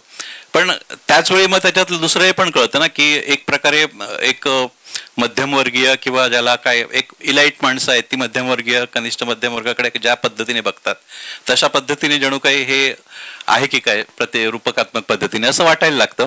आणि त्याचबरोबरीने हे सगळं माणसाच्या मनामधलं जे क्रौर्य, हिंसा यासारख्या ज्या काही प्रेरणा आहेत, त्या कशा पद्धतीने उफाळून येतात हे पुस्तकांचंच रूपक वापरून दाखवलेलं दिसतं.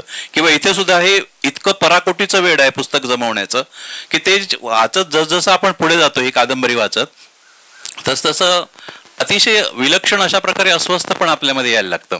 आणि कुठेतरी वाटायला लागतं की अरे मग आपण सुद्धा चूक करतोय की काय.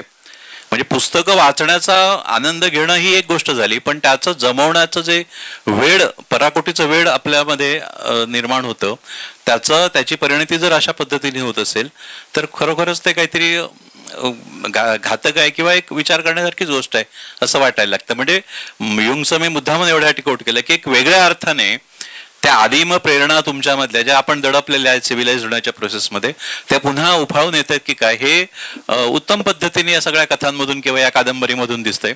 हे कसं वरवरचं एक सहज जाणवलेलं एक माझं निरीक्षण, आणि ते मुद्दामून तुम्हाला इथे मला सांगावं असं वाटलं या कादंबरीच्या निमित्ताने.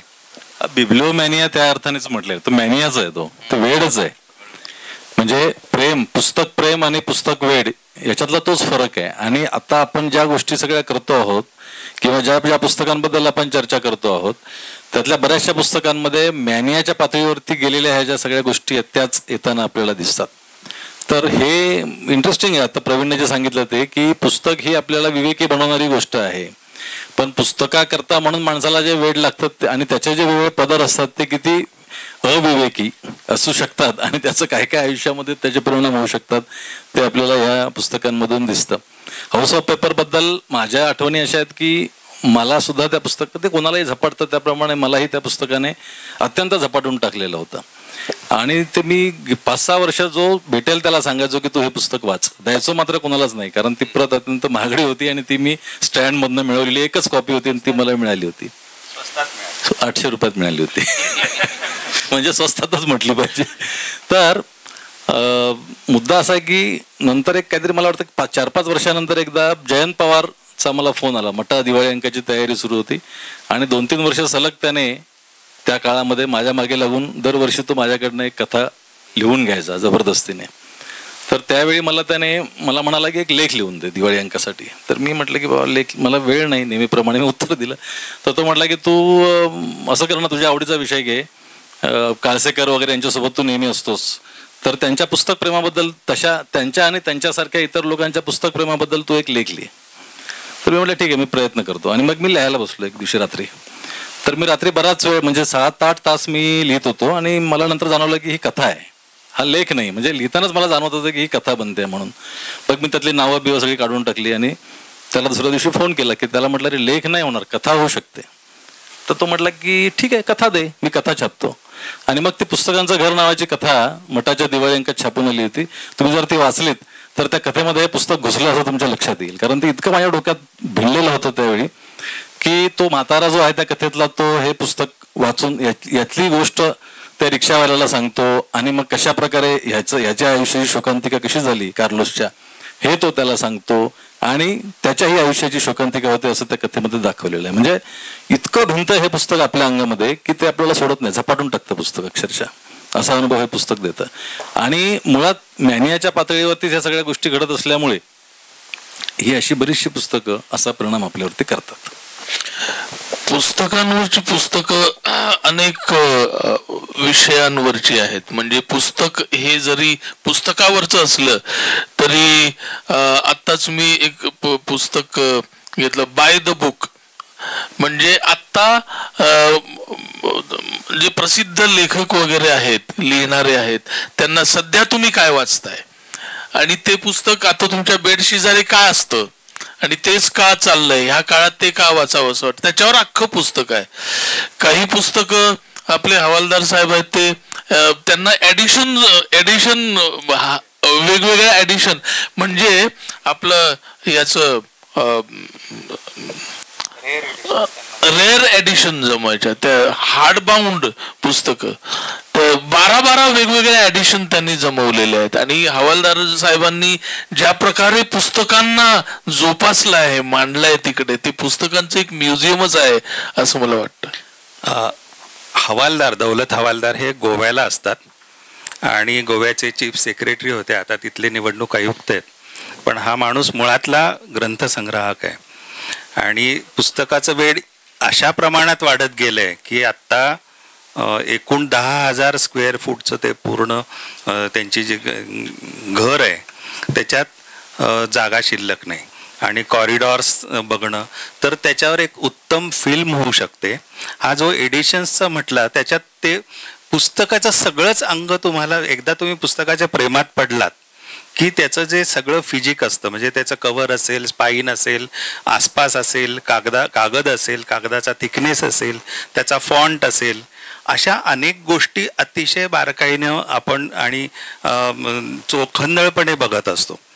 तर हवालदार असं करतात की याच्यात जरा फॉन्ट नीट नाही वापरलेला, हा सेरिफ नाही वाटत आहे आणि मग म्हणून मी दुसरी एडिशन घेणार. अशा अरेबियन नाईट्सचे त्यांनी 18 वेगवेगळ्या एडिशन्स घेतल्या. डॉन किहोतेच्या त्यांच्याकडे काहीतरी 17-18 अशा एडिशन आहेत. 100 इयर्सच्या पण आहेत खूप. होय.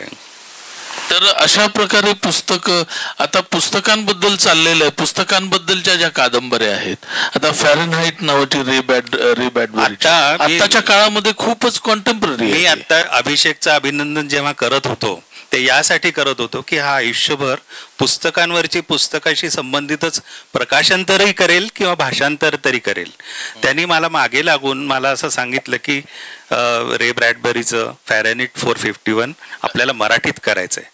मग मी माया पंडितांना विनंती केली आणि त्यांनी पहिल्यांदा मराठीत, ते आपल्याला त्या उत्कृष्ट भाषांतरकर्त्या म्हणून माहिती आहेत, मराठीतून इंग्रजीत करणाऱ्या अख्खं फुले त्यांनी इंग्रजीत आणलेलं आहे.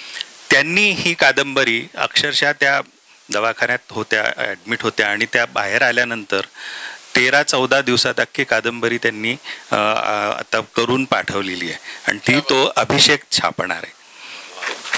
कारण पुस्तक जाळण्याचं जे आहे आणि आत्ताचा जो काळ आहे त्याच्याशी अत्यंत निगडीत अशी ती कादंबरी आपल्याला सगळ्यांना माहिती आहे की 451 डिग्री सेल्सिअसला फॅरेनहाइटला पुस्तकं, कागद जळायला सुरुवात होते आणि तीच त्याची सुरुवात सुद्धा आहे. त्यामुळे पुस्तकांचं सगळ्याच बाजूनी जे प्रेम करणारे गोष्टी असतात, प्रेम कराव्या अशा गोष्टी असतात. त्यामुळे रे ब्रॅडबरीचंच एक आहे की माय हिस्ट्री इज ऑल बुक्स. ही पुस्तकं हीच माझं हे आहे अँड रेअरली एनिथिंग एल्स. म्हणजे पुस्तकांशिवाय मला काही स्वतःचा इतिहास नाही आहे. याच पुस्तकाच्या अनुषंगानं मला सांगावं असं वाटतंय की फॅरेनहाइट 451 हे पुस्तक जाळण्यासंदर्भातलं पुस्तक आहे. आणि त्यात अनेक विषय असतील, समजा फ्युचरिस्टिक ती कादंबरी आहे किंवा सायफाय आहे, त्याचा मुख्य थीम आहे ते पुस्तकं जाळण्याचा. ती कादंबरी मुळातूनच वाचली पाहिजे अशी आहे. त्याच्यावर जेव्हा सिनेमा बनवला गेला आणि आता सिनेमामध्ये असा प्रश्न निर्माण झाला, 2 वेळा बाय द वे त्याच्यावर सिनेमा तयार झालेला आहे. आणि तो सिनेमामध्ये पुस्तकं जाळायची का, तर प्रत्यक्ष पुस्तकात तर पुस्तकं जाळलेली आहेत, तर खरीच पुस्तकं जाळायची का, तर असा प्रसंग निर्माण झाला. आणि मग त्यावेळी त्या डिरेक्टरनी ठरवलं की खरंच आपण पुस्तकं जाळूया. आणि त्याला रे ब्रॅडबरीनं सुद्धा त्यावेळी होकार दिला. आणि मग कुठली पुस्तकं जाळायची, तर ज्यांचे काही उल्लेख त्या कादंबरीत आहेत ती जाळायची का, की त्याशिवायही जाळायची. तर त्यांनी ठरवलं की अत्यंत आयकॉनिक आणि आत्तापर्यंत सिव्हिलायझेशनला या एका चांगल्या टप्प्यापर्यंत जी आणून ठेवली आहेत अशी पुस्तकं आपण जाळू त्या सिनेमाच्या निर्मितीसाठी. तर अशी पुस्तकं जमा केली गेली. विविध लेखकांना विचारलं गेलं की तुमची पुस्तकं जाळली तर चालतील का, आणि ती प्रोसेस सुरू झाली. त्यानंतर असं झालं की त्या दिग्दर्शकाला देशभरातून, अमेरिकेतून फोन यायला लागले की प्लीज माझं पुस्तक जाळा, तो मला सन्मान वाटला. दुसरं एक हो फायरमॅन पुस्तक जाळतात, आग विझवतात, पुस्तकं जाळतात. आणि माया पंडितांनी त्याचं अतिशय सुंदर भाषांतर केलेलं आहे. मी त्यांना जेव्हा विचारलं, सरांनी विचारलं खरं तर, तयार केलं त्यांना भाषांतरासाठी. आणि त्यानंतर मी त्यांना विचारणार होतो की कधी आपण भाषांतर चालू करायचं, त्याचं मी कधी प्लॅन करू. आणि त्यानंतर मला त्यांचा मेसेज आला की मला हार्ट अटॅक आलाय आणि मी हॉस्पिटलमध्ये. तर मी ठरवलं की आता आपण विचारायचंच नाही कधी भाषांतर होईल, काय होईल. आणि त्यानंतर 1 महिन्यांनी मला त्यांचा मेसेज आला स्वतःहून की अभिषेक भाषांतर पूर्ण आहे आणि तू पुढची प्रोसेस चालू करू शकतोस. तर इतकं डेडिकेशन फक्त पुस्तकांवर प्रेम असणाराच भाषांतरकार करू शकतो. हे आता मला ह्याने सांगितल्यानंतर कळलं की माया पंडितांना अटॅक आला होता आणि त्या ॲडमिट होत्या, हे बरोबर आहे. त्यावेळी याने त्यांना काही काम कमिशन केलेलं होतं हे मला माहीत नव्हतं, पण मी त्यांना एक काम दिलेलं होतं. ते आमच्या मराठी संशोधन पत्रिकेसाठी एक निबंध त्या लिहून देणार होत्या दक्षिणा प्राईज कमिटीवरचा. आणि मला त्यांचा मेसेज आला की मी विचारलं त्यांना की झाला का, तर त्यांचा मेसेज आला की मी हॉस्पिटलाइज आहे, असं असं झालं. मग मी पण याने म्हटलं तसं सोडून दिलं की यांना आता विचारायचं नाही, फक्त एकदा मेसेज पाठवला काळजी घ्या म्हणून. त्यानंतर 20 दिवसांनी त्यांचा निबंध मला आला आणि त्यानंतर हा म्हणतो 1 महिन्याने भाषांतर आलं. हे त्यांचं ऑपरेशन झाल्यानंतर त्यांनी केलेलं, लगेच केलेलं काम महिनाभरात. हे पुस्तकाचं हाऊस ऑफ पेपरचं मी जेव्हा भाषांतर करत होतो त्यावेळी अनेक पुस्तकांविषयीच्या पुस्तकांमध्ये चांगल्या अर्थानं पुस्तकांच्या भौतिक रूपाविषयी खूप बोललं जातं. आणि मग मी पुस्तकातल्या अनेक घटकांविषयी डोमिंगल सोबत चर्चा केली. आणि त्यावेळी त्याला असं विचारलं की तुम्हाला तुमचं पुस्तकाची पहिली आवृत्ती कशी हवी होती, की तुम्ही पुस्तकाच्या भौतिक रूपाविषयी इतके सजग असता तर तुम्ही काही प्रकाशकांना विनंती केली होती. तर ते म्हणाले की मला तसं आठवत नाही, पण मला दुसरी एक गोष्ट सांगावीशी वाटते की हे पुस्तक ज्या अस्सल पुस्तक वेड्याकडे जातं त्याच्याकडे ते पुस्तक थांबत नाही. आणि त्या पुस्तकाची पहिली आवृत्ती माझ्याकडेही नाही आहे. तर मी ते ऐकून सोडून दिलं. पण अशी मिथकं बऱ्याच पुस्तकांविषयी तयार होतात. आणि आत्ता माझा अनुभव असा आहे की माझ्याकडे त्या पुस्तकाची इंग्रजी भाषेतली प्रत नाही आहे, माझ्याकडूनही हरवले. तर त्यामुळे मला आता सरांना विचारायचं सगळ्यांना की तुम्ही वाचलंय ते पुस्तक, पण तुमच्याकडे ती इंग्रजी आवृत्ती आहे का? झेरॉक्स करून ठेवली असेल तर असेल. आता मगाशी किशोरने मला विचारला प्रश्न आणि मी त्याचं उत्तर द्यायचं राहिलं की पुस्तक वेड आणि पुस्तकाशी संबंधित ज्या कोटी आहेत स्वभाव वैशिष्ट्यांच्या माणसाच्या, तर त्याचं एक वेगळाच लेक्सिकॉन आहे. म्हणजे बिब्लिओमॅनिया वगैरे आहेच.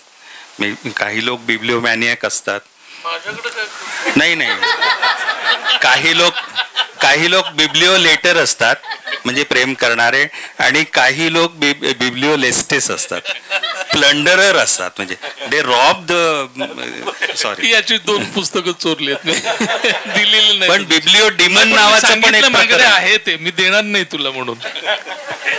लेखक की रोटी. हो, पण बिब्लिओ डिमन त्याची एक मोठी 25 वेगवेगळ्या त्याची विशेषण आहेत, तर ती सगळी वेगवेगळ्या गोष्टी त्याच्यात आहेत. म्हणजे इतके त्याच्यात वेगवेगळे प्रकार आणि परी आहेत, म्हणजे पुस्तक वेडाच्या सुद्धा आहेत, आणि ते बघणं सुद्धा इंटरेस्टिंग आहे. काही फाडणारे लोक असतात, जाळणारे लोक असतात, काही पुस्तकं खाणारे लोक असतात. हो, म्हणजे अक्षरशः फाडून पुस्तकं खाणारे लोक आहेत. त्या पण रोगाला काहीतरी एक नाव आहे. पुस्तक बघून रमल मांडणारे लोक असतात, त्यांच्यासाठी सुद्धा बिब्लिओ काहीतरी एक शब्द आहे. असं गमतीदार विश्व आहे पुस्तकाचं. तर मला असं वाटतं इथे जमलेलं जो प्रत्येक जण आहे ना, त्याच्यामध्ये काहीतरी बिबली आहे. प्रत्येकामध्ये काहीतरी बिबली आहे. मग तो आता स्वतःची कॅटेगरी आपण स्वतःच वागणं आणि हे करून आपण बायफर्केट करून घ्यायला पाहिजे असं मला वाटतं. आत्ताच्या ह्याच्यामध्ये आपण पुस्तकं जमवण्यासाठी काही काही वेड्या गोष्टी केलेल्या असतात. तर तुझ्या आयुष्यामध्ये एखादं पुस्तक रेअर मिळवण्यासाठी केलेला वेडेपणा काय आठवतो का तुला? सांगतो. हां, मी तेच सांगणार आहे. तुकारामांच्या संदर्भामध्ये थोडंसं माझं संशोधन चालू आहे आणि गेली जवळपास 8-10 वर्षापासून ते सुरू आहे. आणि जेव्हा हे डोक्यामध्ये आलं तेव्हा पहिल्यांदा मला असं वाटलं की जे जे काही महत्त्वाचं काम तुकारामांच्या संदर्भात झालेलं आहे तर ते तर आपण मिळवायचंच, पण त्याचबरोबर तुकारामांच्या ज्या काही गाथा आहेत, तुकारामांची जी चरित्र आहेत, अगदी फार प्राचीन काळापासून जी उपलब्ध आहेत त्यांचा शोध घ्यायचा. मला असं आठवलं की माझे आजोबा जे वारकरी होते त्यांच्याकडे एक गाथेची अशी प्रत होती की जिचा आकार 3x4 इंच वगैरे असं होईल, की आत्ता कुठेही पुस्तकाच्या दुकानात तुम्हाला तशी मिळणार नाही. अतिशय छोटी अशी, पण पूर्ण जवळपास 4,500 पेक्षा जास्त अभंग असलेली, तुकारामांचं चरित्र असलेली आणि शब्दार्थ वगैरे सुद्धा असलेली. मी शोध घ्यायला लागलो आणि माझ्या लक्षात आलं की म्हणजे आमचं जे मूळ घर आहे बांद्यामधलं, वडिलोपार्जित अशा प्रकारचं जुनं, तिथल्या देवघरामध्ये बाकीच्या पोथ्यांबरोबर वगैरे ती होती. तर लक्षात आलं की ती गायब झालेली आहे, ती काय मिळत नाहीये. पहिला निश्चितपणे अतिशय निराश होणं वगैरे जे काय असतं त्याचा अनुभव मी तिथे घेतला. पण नंतर मग सगळ्या नातेवाईकांना वगैरे विचारलं की तुम्ही कुणी घेऊन गेलाय का वगैरे, मुंबईमधले चुलत भाऊ आणखी कुणी नेले असेल. काही सापडू शकलं नाही. एकदा सहज कसल्या तरी कामासाठी मी मुंबईमध्येच चुलत भावाकडे गेलो होतो आणि तिथे त्याने मला काही फाईल्स दिल्या आजोबांच्या वगैरे पत्रांच्या. तर त्याच्यामध्ये काकांचंच पत्र दिसलं आणि त्याच्यामध्ये त्यांनी एका रत्नागिरीत जवळ शिपोशी नावाचं लांजाच्या तिथे एक गाव आहे, ते तिथल्या एका गृहस्थाचा उल्लेख केला होता की ज्यांच्याकडे खूप अशा प्रकारची हे आहेत, म्हणजे त्यांचा हेच होता तो वारकरी त्यांच्यासोबत जाणार वगैरे. तर त्याच्याकडे मी काही पुस्तकं दिली, त्या मुक्तम वगैरे असं पत्र होतं ते लिहिलेलं. मला एक क्लू मिळाल्यासारखं वाटलं आणि असं वाटलं की त्यांना शोधत आपण जावं. आणि एकदा मी गेलो त्या गावामध्ये, जवळपास 90 वर्ष पार झालेला तो गृहस्थ होता आणि मी त्यांना विचारलं की तुमच्याकडे अशी काही जुनी पुस्तकं आहेत का संत साहित्याचं. मला असं कळलं आणि मी माझ्या आजोबांचा काकांचा वगैरे पण रेफरन्स दिला. थोडंफार त्यांना आठवत होतं, फारसं काही हे नव्हतं. पुस्तकं आहेत म्हणाले पण मी ते देणार नाहीत कोणाला. म्हटलं की पण दाखवा तरी. हां, ते दाखवतो म्हणाले. आणि त्यांनी जी काही पुस्तकं दाखवली त्याच्यामध्ये सोयरोबनाथांनी लिहिलेली ज्ञानेश्वरीवरची टिप्पणी की जी कुठेही उपलब्ध नाहीये अशा प्रकारचं एक पुस्तक होतं. आणि त्याच्याही पेक्षा मला आश्चर्याचा धक्का दुसरा जो बसला तो म्हणजे जे मी पुस्तक शोधत होतो आमच्या देवघरात असलेलं ते त्यांच्याकडे होतं. कुठून कुठे कसा प्रवास करत गेला मला माहिती नाही, पण ते त्यांच्याकडे होतं. आणि मी त्यांना सांगितलं ते सगळं की मूळ पुस्तक आमचं आहे, असं आहे तसं आहे वगैरे, ते मला द्या तुम्ही, तुम्हाला जे काही हवं असेल ना त्याच्या मोबदल्यामध्ये कितीही तुम्ही किंमत सांगा, मी ते द्यायला तयार आहे, पण मला हे पुस्तक हवंच आहे. कारण एकतर एक भावनिक दृष्ट्या मी त्याच्याशी अटॅच आहे आणि दुसरं म्हणजे आत्ता माझी गरज आहे, म्हणजे हे मी काम करतो आणि त्याच्याकरता मला ते हवंच आहे. तर खडूस होता म्हातारा, नाही म्हणाला मी देणार, तू काही कर, तुला काय हे दुसरं कुठचंही घे, पण ही पुस्तकं नाही मी देणार. ही 2-3 पुस्तकं त्यांनी सांगितली ती. मी पण तेवढा झट्टी होतो. मी सांगायला लागलो की तुम्ही सांगा काय हवं ते मी देतो, दुसरी कुठची पुस्तकं देतो, आणखी दुसरं गाथा देतो, अमुक तमुक. मग शेवटी ते काय म्हणाले की ठीक आहे, तुझी जी तुझ्याकडे आत्ता असलेली सगळ्यात प्रिय अशी काही गोष्ट असेल तर ती मला दे. आता त्यावेळी आपल्याकडे काय असणार, एक मोबाईल फोन किंवा घड्याळ किंवा पर्स पैशांची वगैरे. मी 3ही वस्तू सांगितल्या, याच्यात तुम्हाला काही घ्या, 3ही घेतलं तरी चालेल, पण मला ते हे द्या म्हणून. म्हणजे ठीक आहे म्हणाले, मी तुझा मोबाईल घेतो, तुम्हाला आजकाल तरुणांना नाहीतरी मोबाईलच जास्त प्रिय असतो ना, हा मोबाईल दे, त्यातला सगळ्या याच्या सकट, ते कार्ड काढायचं नाही, काय नाही, काय असेल ते, हे सगळं मला दे आणि ते घेऊन जा म्हणाले तुला. आता पेच होता ना खरं म्हणजे.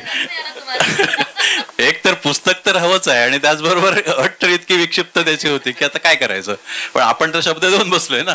मला वाटलं की मोबाईल मागितलं तरी बाकी आपण घेऊ, डाटा सगळा काय असेल ते कार्ड, मोबाईल घेऊन जा, ठीक आहे दुसरा घेता येईल. पण त्याने तर सांगितलं नाही, आहे तशा अवस्थेत सगळं मला द्यायचं. म्हटलं ठीक आहे घ्या, मला पुस्तक द्या ते म्हटलं. तर बाळ तो बघत राहिला काही क्षण माझ्याकडे आणि नंतर म्हणाला की बेटा मी तुझी परीक्षा घेत होतो आणि तू पास झालास, जा म्हणे फुकट घेऊन जा पुस्तक, तुला मी काही हे करणार नाही. पण खरोखरच तुझं त्या पुस्तकावर प्रेम आहे का, त्याची अटॅचमेंट, हे मी फक्त बघत होतो आणि ते मला जाणवलं आणि त्याने ते पुस्तक मला दिलं.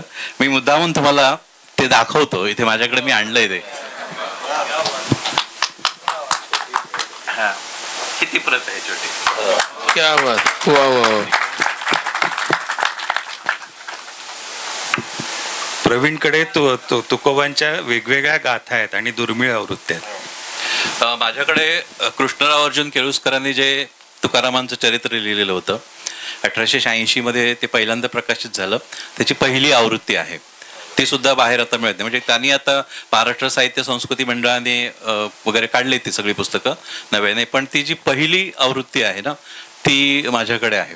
त्याच्याशिवाय तुकारामांची वेगवेगळ्या माणसांनी लिहिलेली जवळपास 35 चरित्र माझ्याकडे आहेत, जुनी नवी अशा प्रकारची. गाथा सुद्धा वेगवेगळ्या संप्रदायांच्या आणि वेगवेगळ्या लोकांनी संपादित केलेल्या, त्या सुद्धा जवळपास माझ्याकडे 40 ते 45 गाथा आहेत वेगवेगळ्या प्रकारच्या. म्हणजे हे एक प्रकारचं एक दुर्मिळ संचित आहे, धन आहे असं मला वाटतं. म्हणजे माझ्या संशोधनाचा एक भाग आहेच, पण त्याच्याच बरोबरीने पुस्तकं अशा प्रकारे जमवताना एक तुकाराम केंद्रीभूत ठेवून तुकारामाच्या संदर्भामध्ये मराठीमध्ये जे जे महत्त्वाचं लिहिलं गेलेलं आहे त्या संदर्भातली जवळपास माझ्याकडे आता 1000च्या आसपास पुस्तकं असतील फक्त तुकाराम या एका विषयाच्या संदर्भात. हे मी जमवलेलं आहे आतापर्यंत. PhD करायची गरज नाही.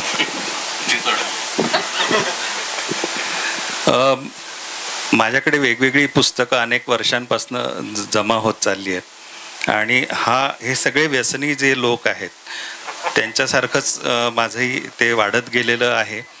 आणि सुरुवातीला असं वाटतं की काही शेल्फमध्ये, काही एका घराच्या काही कोपऱ्यांमध्ये ती पुस्तकं मावतील, पण ते हातपाय पसरत जातात. पुण्यासारख्या ठिकाणी वेगळं आणखी घर घेता येत नाही, फार तर जोडून एखादा फ्लॅट असेल तर तो घेता येतो. तर ते तिकडं पण पाय फुटलेले आहेत आणि ती पुस्तकं वाढत गेली आहेत. पण काही जुनी पुस्तकं आणि अतिशय आठवतील अशी 2-3 पुस्तकांची मी तुम्हाला आठवण सांगतो. एक मला इंडियन अँटिक्वरीचा अंक मिळाला होता, 400 पानी निघायचा पूर्ण व्हॉल्यूम तो. तर त्याच्यावर गोपाळ गणेश आगरकरांची सही होती, बोरूनी केलेली छान. तर ते आणि वर मनमोहन नावाचे आमचे आवडते कवी होते, तर त्यांनी पण काहीतरी चित्र रेखाटलं होतं आणि त्यांनी पण खाली सही केली होती कव्हरवर. तर ते एक होतं. मग पांगारकर, लरा पांगारकरांसारखे कवी असतील किंवा अनेक असे जुने लेखक आहेत, कवी आहेत, ते जुन्या प्रतींवर अनेकांच्या तिथे माझ्याकडे सह्या सापडलेल्या आहेत आणि ते मला फार ऐवज वाटलेलं आहे. अशी अनेक पुस्तकं, काही जुनी पुस्तकं माझ्याकडे आहेत. पण आता म्हणजे ज्याही मित्रांनी माझ्याबरोबर गाडीत माझ्या प्रवास केला असेल त्यांनी पाहिलं की माझ्या इनोव्हा गाडीमधले मागली डिक्की आणि सीट्स पाडून ठेवल्यात आणि त्याच्यामध्ये बॉक्सेस आहेत आणि त्याच्यामध्ये पुस्तकं आहेत. ओके, घरामध्ये पुस्तकं ठेवायला जागा नाही. म्हणजे खूप इतकी पुस्तकं की टेम्पोने अर्धी पुस्तकं नाशिकच्या घरामध्ये पाठवून दिली. आता घेतलेली सगळी पुस्तकं वाचलीच आहेत असं नाही, परंतु ते पुस्तक आहे हे काहीतरी वेड जे आहे ते आहे. पण आपण ठरवून कधी वाचन करतो अभ्यासासाठी, एखाद्या विषयासाठी, परंतु प्रत्येक पुस्तक आपण जेव्हा दुकानात जाऊन चाळतो, वेळ घालवतो आणि घेतो, ते वाचण्याच्या प्रामाणिक इच्छेनंच घेतलेलं असतं. आणि आपल्यासारखे जे न ठरवता, आता तू PhD करतोस, तू एका विषयाचं काही काळ वाचशील, परंतु जो खरोखरच वाचतो, चांगलं वाचतो आणि उत्सुक वाचक असतो, त्याच्या टेबलवरची पुस्तकं आणि चळत सतत बदलत असते. त्यात तो अर्ध काहीतरी वाचत असतो, नंतर एक दिवस अरे हे राहिलं, मग तो काढतो आणि मग ते अख्खं पुस्तक वाचून होतं. ते अर्ध राहिलेलं असतं, मग ते पुढे कधीतरी होतं. तर अशी पुस्तकं घरामध्ये माझ्या खूप जमली आणि अचानक माझ्या लक्षात यायला लागलं की काही मित्रांच्या जशा आठवणी येतात तशा काही पुस्तकांची आठवण. मग आपण ते पुस्तक वेड्यासारखं शोधायला लागतो आणि आपल्याला ते मिळत नाही. आपण लायब्ररियन नसतो, आपली घर म्हणजे लायब्ररी नसते, त्यामुळे ते नावासकट आपण ठेवलेलं नसतं, म्हणून मग आपण परत दुसरी प्रत विकत घेतो. तर अशा काही पुस्तकांच्या 3-3, 4-4 प्रती झालेल्या आहेत. नंतर माझ्या लक्षात येतं पण घरातली पुस्तकं जातात कुठे? मी पुस्तकं कुठेतरी स्वतः नेली, म्हणजे बायको थोडंफार वाचत असेल पण ती नाही, म्हणजे ती एवढं नाही वाचत. पुस्तकं जातात कुठे मला काही कळेच ना. चायला जातात कुठे पुस्तकं? हा तर नंतर मी परवा, माझा मुलगा कोल्हापूरला असतो, परवा कोल्हापूरला त्याला भेटायला गेलो. त्याचं मोठं आता तो इंजिनिअरिंग करतोय. तर मी तो गेला होता क्लासला, तेव्हा मी म्हटलं घर आवरू त्याचं, बघतोय तर माझ्या संग्रहातली गायब झालेल्या पुस्तकांचे 2 बॉक्सेस तिकडे होते. मी त्याला म्हटलं अरे हे मला सांगायचं तरी घ्यायला, तू घेताना घ्यायच्या आधी सांगायचं तरी. तर म्हणाल काय सांगायचंय, काय सांगायचंय, माझंच आहे हे सगळं. म्हटलं अरे पण सांग ना, माझ्यासारखे लोक असे विचित्र शोधत बसतात, मग सांग ना हे. मग तो म्हणाला ठीक आहे पण याच्यातलं एकही न्यायचं नाही. असं मग मी नेलं नाही. मग मी दुसऱ्यांदा, चौथ्यांदा त्याच्यातली अर्धी चोरून परत आणली.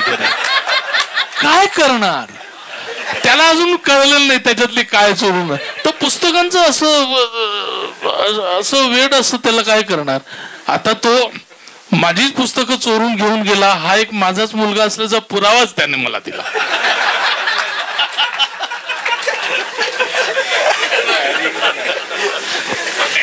तर मगाशी किशोर कदम सर म्हणाले तसं त्यांच्या गाडीच्या मागच्या बाजूला 2 बॉक्सेस नेहमी असतात आणि ते पुस्तकांनी खच्चून भरलेले असतात. तर ते भेटले की प्रत्येक वेळी मी ते 2 बॉक्सेस बघत असतो की आपण दिलेली 2 पुस्तकं त्यांच्याकडे आहेत काय. तर ते अजून सापडले नाही आहेत, तर प्लीज आता नाही आहेत ना असं काय करतो यार. आता अभिषेकने जे सांगितलं त्याच्यावरून मला आता गेल्या महिन्यातच मी एक पुस्तक वाचलं, नॉट टू रीड असं काहीतरी पुस्तकाचं नाव आहे. अलेक्झांडर झांबरा नावाचा एक लेखक आहे.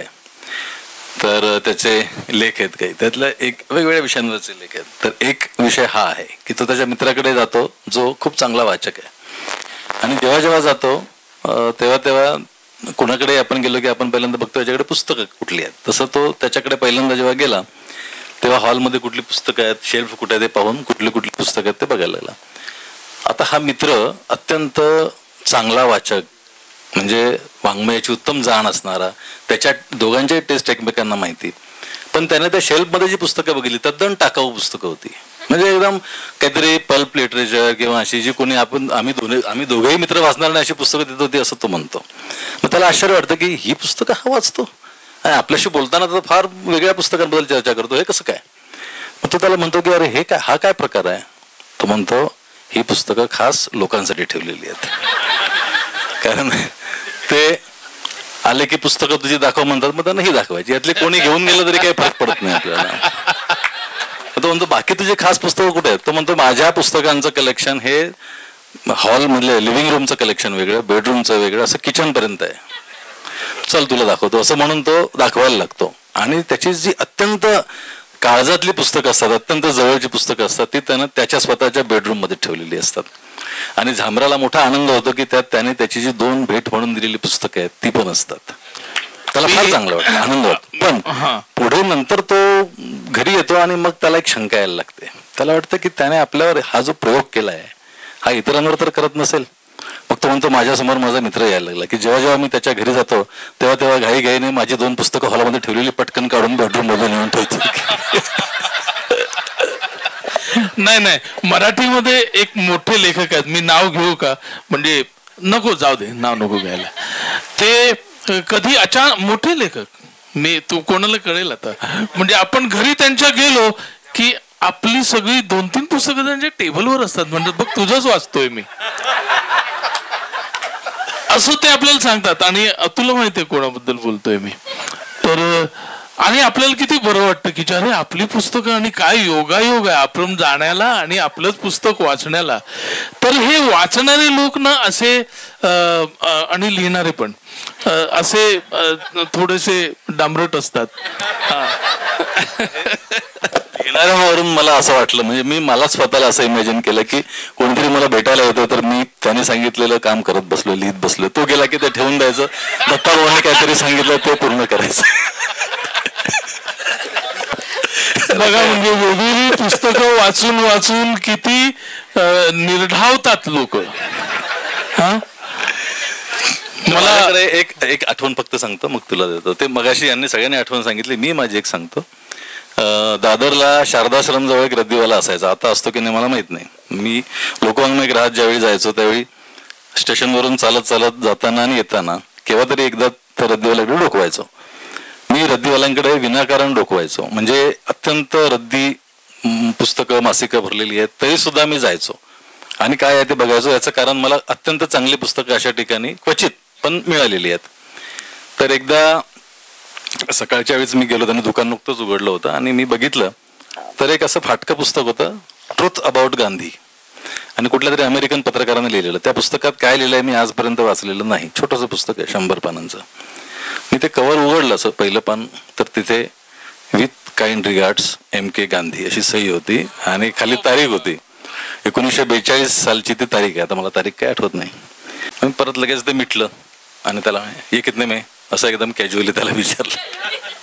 त्याने असं बघितलं 10 रुपये. मी त्याला 10 रुपये दिले, ते पुस्तक घेऊन आलो. अशा घटना घडतात. माझ्याकडे विश्रद्ध शारदाचे 2 खंड होते, पहिला आणि तिसरा. मधला मिळेच ना. पॉप्युलरवाल्यांना विचारलं, सगळीकडे 8-10 वर्ष मी शोधाशोध केली, कुठेही नाही. मी वाचायचं थांबलो होतो, लायब्ररीतून घेऊन वाचू शकलो असतो, पण म्हटलं नाही, आपल्याला मिळेल तेव्हा आपण वाचू. तर एकदा असंच एकदम अत्यंत वाईट, म्हणजे असं वर्तमानपत्र विकणारं आणि मासिकं विकणारं एक रद्दीचं दुकान डोंबिवलीमधलं, जिथे मी चुकून मित्राला भेटायला गेलो आणि चुकून त्या गल्लीमध्ये घुसलो तर दिसलं ते. आणि तिथे कपाटावर मला असं एक काळ्या रंगाचं हार्डबाउंड स्पाईन दिसला फक्त. तर मी त्याला म्हटलं वो क्या है वो निकालो, कारण खाली सगळं हा कचरा होता. त्याने ते धुळीत पूर्ण हात घालून ते काढलं. तो विश्रद्ध शारदेचा 2रा खंड होता. असे अनुभव येतात, त्यामुळे वाट बघावी लागते. एक आठवण मला शेअर करावीशी. हा, बुकमार्क पुस्तक ना, ते फॉरगॉटन बुकमार्क्स मी आणलंय ते सोबत. एक पुस्तक विक्रेता आहे अमेरिकेमधला, आणि त्याला तो नुसता पुस्तक विक्रेता नाहीये, तर त्याला पुस्तकं वाचण्याची पण प्रचंड आवड आहे. त्यामुळे त्याच्यामध्ये कायम एक असा डायलेमा असतो की पुस्तक विकावं की वाचायला ठेवावं. वाचल्यानंतर आवडलं तर ते विकावं की नाही, असं करत करत त्याच्याकडची ती पुस्तकं साठत जातात. तो विकतो कमी आणि वाचतो जास्त किंवा ठेवतो जास्त संग्रहित. तर त्याला आणखी एक सवय काय लागली की बुकमार्क, म्हणजे पुस्तकं आपण ज्यावेळी जुनी पुस्तकं बाजारामध्ये येतात त्यावेळी आधीच्या वाचकांनी त्याच्यावर काहीतरी खुणीसाठी म्हणून ठेवलेला कागद असतो, फोटोग्राफ असतो, पोस्टाचं तिकीट, बसचं तिकीट, काही असू शकतं, म्हणजे बुकमार्क म्हणून आपल्याला माहिती आहे. तर त्याला छंद लागला त्या वस्तू सगळ्या जमवून ठेवायच्या, आणि मग त्याला अनेक इंटरेस्टिंग गोष्टी त्यात सापडायला लागल्या. त्यामुळे त्यानं त्याच्या नोंदी करायला सुरुवात केली की हा कागद कुठल्या पुस्तकात सापडला, किंवा हे पत्र कुठल्या पुस्तकात सापडला, हा फोटो कोणाचा आहे, हा कुठल्या पुस्तकात सापडला वगैरे. आणि त्याचं त्याने कलेक्शन केलं आणि त्याचं हे पुस्तक आहे बुकमार्क्स. आणि ह्यात प्रत्येक पानावरती त्याने त्या बुकमार्कचे फोटो छापलेले. नितीन ग्रीन फिंगर्स वाला माणूस आहे. आम्ही रद्दीच्या दुकानात गेलं की आम्हाला रद्दीच मिळते. तिथे काय त्याला दरवेळेला चांगलं काहीतरी सापडत असतं. इथे सुद्धा पुण्यात आला की तो तिकडं जाऊन बाजीराव रस्त्याला सकाळी विशिष्ट वेळा पाळून, हा, तर त्याला मिळतात मात्र पुस्तकं. आपल्याला दरवेळेला मिळतात असं नाही. आजकाल पुस्तकांची नवीन नवीन म्हणजे क्रॉसवर्ड वगैरे तर आहेच, पण अजून वेगवेगळ्या कल्पना असलेली नवीन नवीन पुस्तकं यायला लागली. अलीकडे आपण असं म्हणतो की जग कॉम्प्युटराइज हे ठेवतो ना बाबा. अरे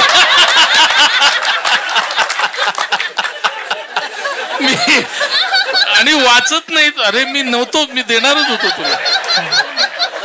माझ्याबद्दल बराच गैरसमज या आता याच्या कार्यक्रमात होणार आहे, पण गंमत आहे, तसं काही नाही आहे.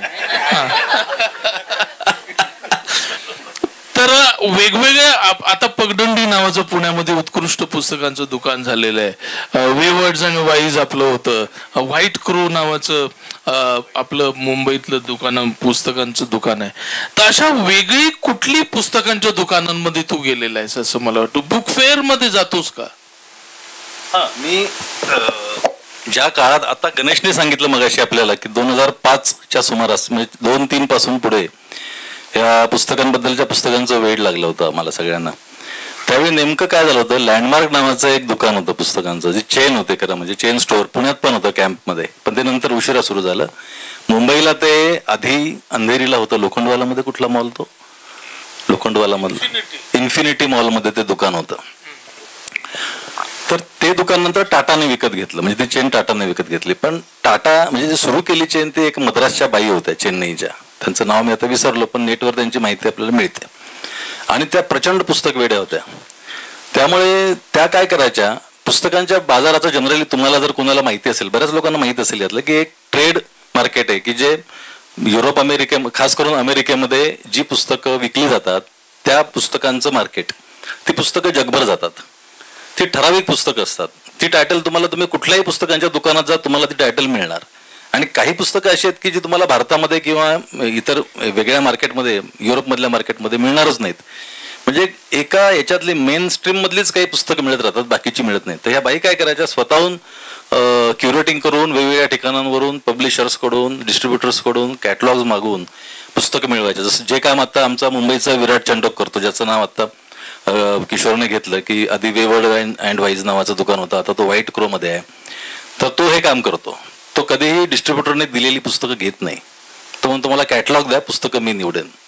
आणि तो कॅटलॉग्स घेऊन त्यातून पुस्तकं निवडतो आणि ती त्यांना तो आणायला सांगतो. तर तसं त्या बाई करायच्या. आणि त्यामुळे लँडमार्कमध्ये खूप वेगळ्या प्रकारचं कलेक्शन असायचं. तर लँडमार्कमध्ये मी तो जो एक 4-5 वर्षांचा काळ होता, नंतर ती दुकानं म्हणजे टाटाने ते घेतलं आणि नंतर ते बंदच पडलं. बंद पडलं म्हणजे लँडमार्क आहे, पण ते आता पुस्तकं विकत नाहीत, ते आता कॉस्मेटिक्स वगैरे विकतात. तर त्या बाईंच्या त्या दुकानामध्ये, लँडमार्कमध्ये त्या काळामध्ये एक बायोग्राफीचा सेक्शन असायचा, एक नॉन फिक्शनचा सेक्शन असायचा, पण त्यात अनेक प्रकार असायचे. त्याच्यामध्ये बुक्स ऑन बुक्सचं एक रॅक असायचं. आणि मला आठवतं की त्या 3-4 वर्षामध्ये मी जितक्या वेळा त्या इन्फिनिटी मॉलमध्ये गेलो असेल, त्या प्रत्येक वेळी मला 4-5 हजाराचा फटका पडलेला आहे. ही गोष्ट मी त्यावेळेची सांगतोय, 2007, 5, 6, 7, 8 वगैरे या काळामधली. प्रचंड मला वेळ लागला होता. म्हणजे इतकं भयानक मी पुस्तकं खरेदी करतो. आणि ती बहुतेक सगळी बुक्स ऑन बुक्स असायची. आणि ती महाग असली, काही असली, किती किंमत असली तरी मी ती विकत घ्यायचो. तर तशा दुकानांमध्ये अशा प्रकारची दुकानं जी असतात तिथे चांगली पुस्तकं मिळू शकतात. वेवर्ड अँड वाईज हे तशा प्रकारचं दुकान होतं. फार पूर्वी मुंबईमध्ये लोटस नावाचं एक दुकान होतं पुस्तकांचं. आता कसं आहे की पुस्तकांच्या दुकानामध्ये कॅफे असला पाहिजे, बसायला जागा असली पाहिजे वगैरे, ह्या सगळ्या आधुनिक आपल्या संकल्पना आहेत, त्या बरोबरच आहेत. त्यामुळे एक वातावरण तयार होतं, आपण एक तिथे छान वेळ घालवू शकतो वगैरे. पण मुळात पुस्तकांचं काय, कुठली पुस्तकं तिथे असली पाहिजेत. तर लोटस किंवा वेवर्ड अँड वाईज किंवा अशी मी जी दुकानं सांगतोय, ही दुकानं एक वेगळ्या प्रकारची टेस्ट डेव्हलप करण्यामध्ये वाचकाची खूप महत्वाची भूमिका बजावत असतात. कारण तिथे जी पुस्तकं मिळतात तीच जास्त काय म्हणूया त्याला, म्हणजे वाचकाला एकदा त्याचं वेळ लागलं की वेळ लागल्यानंतर मग तीच पुस्तकं आपल्याला एक वेगळ्या प्रकारचं दर्शन घडवतं. मला लोटसचं नाव निघाल्यावर एक आठवण आली. तेव्हा मी गोविंद निलानी सरांकडे प्रोडक्शन बघायचो, त्यांचं क्लॅप द्यायचो. आणि त्या गोविंदजींच्या घरामध्ये सुद्धा वेगवेगळी पुस्तकं, कधी अमेरिकेला गेली तर बॉक्सेस घेऊन यायचे ते वगैरे. एक दिवस अचानक ते मला म्हणाले की किशोर, तेव्हा त्यांचं ऑफिस लालबागला, ते आपलं व्ही शांतारामचं स्टुडिओ ते त्याच्यात होतं, तिकडे आमचं ऑफिस होतं. ते म्हणाले बांद्रा में जाओ और वहाँ लोटस नाम की एक किताब की दुकान खुली है. तो मैंने उनको फोन किया है, तो वो जो किताबें देंगे वो लेके आओ और साथ में तुमको जो भी चाहिए एक किताब ले लो, उसका मेरे बिल में लगाने के लिए बोलो. त्याच्या आधी आपण कुठे आयडियल मध्ये गेलेलो. अहो ते शीना पेन्सिलचं, शीना पेन्सिल आण रे, असं ओरडायचे आतून. आणि मग ते आतमध्ये शोधायचे आणि मग शीना पेंटचे आणून द्यायचे. आपण मॅजेस्टिक मध्ये जायचो आणि तिथे मांडलेली असायची, ते पुलाच्या खाली मोठं दुकान होतं आणि खूप गरम व्हायचं, घाम यायचा, पण आपल्याला आपलं पुस्तक सापडायचं नाही. मी लोटसच्या दारात काचेचं दार लोटलं आणि गार वारा आला. मी म्हटलं हे कुठे आलो मी आत गेलो तर चकाचक असं पुस्तकांचं मोठं दुकान आणि एसी. सवयच नाही ना. तर मी बघायला सुरुवात केली आणि पुस्तकं बघत बघत मी हरकून गेलो. किती वेळ, आणि रिकाम होतो त्यावेळेला, किती वेळ बघत होतो कोणास ठाऊक. तितक्यात एक असा उभा ग्लास माझ्या समोर आला. सर, मी बघितलं तो वाईन होतं, वाईन. तर ती मुलगी सुंदर होती. तर मी आधी तिच्याकडे पाहिलं, मग वाईनकडे पाहिलं. मग ती म्हणाली, मी म्हटलं म्हणजे कशासाठी? ते म्हणाले फॉर यू, पुस्तकांच्या दुकानात वाईन. तर मी ती घेतली. विराटकडे पण मिळायची. हा, आणि तेव्हा म्हणजे अशा पुस्तकांच्या थप्प्याच्या थप्प्या गोविंदजींकडे घेऊन जायचो. आपल्याला पाहिजे ते आवडतं पुस्तक तिकडनं विकत घ्यायचो आणि गोविंदजी त्याच्यात लोटसच्या तशा आठवण येत ना, पण तिकडनं पण ते लोटस नंतर गेलं, बंदच झालं ते. तर पुस्तकांची दुकानं बंद होतात, हे अतिशय वाईट गोष्ट आहे. गोविंद निहलानींची आणखी एक आठवण आहे, म्हणजे लोकवाङ्मयमध्येच असं एक ते ठिकाण होतं की नसीरुद्दीन शाह आणि शबाना आझमी ते समांतर विकल्प नावाचा ते एक चित्रपट महोत्सव करत असायचे. M.F. हुसेन यायचे आणि नारायण सुर्वेंच्या कवितांवर चित्र काढून कॅलेंडर करायचे. तिथे पाशा पिंपळापुरे आणि शुभा पिंपळापुरे होत्या आणि ते निहलानींचे जवळचे स्नेही होते दोघंही. तर निहलानी कुठेही गेले, जगभर फिरून आले, भारतात गेले की मोठं एक संदूक आणायचे प्रवासाच्या नंतर आणि ती पाशाच्या हातात द्यायचे आणि मग पाशाने सॉर्ट आउट करायची कोणती पुस्तकं. पण त्यानिमित्ताने अशी वेगवेगळी पुस्तकं तिथे बघायला मिळायची. ही नाही, पण एक ट्रिक त्यांची होती गोविंदजी, म्हणजे खूप पुस्तकं आपल्याला आवडतात पण कुठली नेमकी वाचायला पाहिजे, तर हा दुसरा चांगला वाचक आपल्याला सांगू शकतो. तर पाशा पिंपळापुरे आणि त्याची बायको अशा वेड्यासारखं वाचत राहायचे. त्याची सगळी पुस्तकांची बॉक्सेस आहेत ना, त्यांच्याकडे जायची. मग ते पुस्तक आणि त्याच्याबरोबर ते सगळं पुस्तक वाचून झालं की एक 40 पानी वया मिळायच्या तेव्हा, 40 पानी अशा पातळ वया, त्याच्यावर त्याचा जिस्ट लिहिला जायचा. आणि अशा 40 पानी वया 10 झाल्या की मग त्या गोविंदजींकडे यायच्या आणि मग ते वाचायचे त्या जिस्ट, आणि मग त्याच्यातलं कुठलं पुस्तक वाचायचं हे ते त्याच्या पुस्तकाकडनं. आणि पाशाचा संग्रह, बाकीची पुस्तकं त्याच्याकडेच राहायची. त्याचा सगळा संग्रह असाच झालेला आहे. हा, बेनेगल साहेबांचं पण असंच आहे, म्हणजे वाचनाबद्दलचं. म्हणजे अनेक विषयांवरची पुस्तकं, म्हणजे एक बेनेगल सारखा डिरेक्टर एवढा प्रगल्भ का, तर अनेक विषयांवरची, मग मेडिसिन असो, हिस्ट्री असो, फिक्शन असो, कथा असो, सगळ्या विषयांवरचं ज्ञान त्यांना होतं आणि ते पुस्तकांमधून त्यांनी स्वतःला घडवलं होतं असं मला वाटतं. तुझ्याविषयीची मला एक आठवण सांगायची आहे. ते म्हणजे किशोर विषयी आता मगासपासून मुद्दामून टोमणे मारत हे बोलतायत पुस्तकं ढापण्याचं वगैरे, त्याचं जे काही. अरे एवढं नाही ढापलंय, तुझंच ढापलंय. अजून कोणाचं ढापलंय? तुझं नाही. पण मला वेगळं सांगायचं आहे, ऐक ना. तर तू आता निहालानींचं सांगितलंस ना की ते कशा प्रकारे तुला स्वपुस्तक घ्यायची, मुभा द्यायची वगैरे. तर मी ज्यावेळी मुंबईमध्ये जातो, किशोरने नेहमी मला एक अशी सक्त ताकीद देऊन ठेवलेली आहे की तू मुंबईत आलास की मला फोन करायचा आणि मग तो आपल्या बरोबर पुस्तकांची दुकानं सगळी मला फिरवतो, वेगवेगळ्या प्रकारची पुस्तकं मी निवडतो आणि हा मला कधीही बिल देऊ देत नाही. तुला जे काही पाहिजे ती पुस्तकं घे, खाऊ पिऊ घालतो आणि वर पुस्तकं पण फ्री घ्यायला देतो मला. हा त्याचा गुण मला मुद्दाम इथे सांगावा असं वाटतोय. आता सावंतवाडीला माझं 15 दिवस शूटिंग होतं, तर पहिल्यांदा यांनी नवीन घर बांधलं, तिकडे मी गेलो. तर मी म्हटलं याची पुस्तकांचं कलेक्शन केवढं मोठं होतं, तर इंग्रजी पुस्तकं कुठे दिसेनात. तर तो म्हणाला, ते बघ त्या खोलीमध्ये सगळी तुझीच पुस्तकं आहेत, पुस्तकं आहेत. हा तू पण होतस तेव्हा. मला पुस्तकांसंबंधीचं एक आठवण तुमच्याशी शेअर करावीशी वाटते. पावसाळा होता आणि कुठलंही चांगलं मुंबईमध्ये पुस्तकांचं दुकान उघडलं की निखिलेश चित्रे, मी, हा आणि आमचा एक अजून मित्र आहे, आम्ही तो मिळून तिकडे जायचो.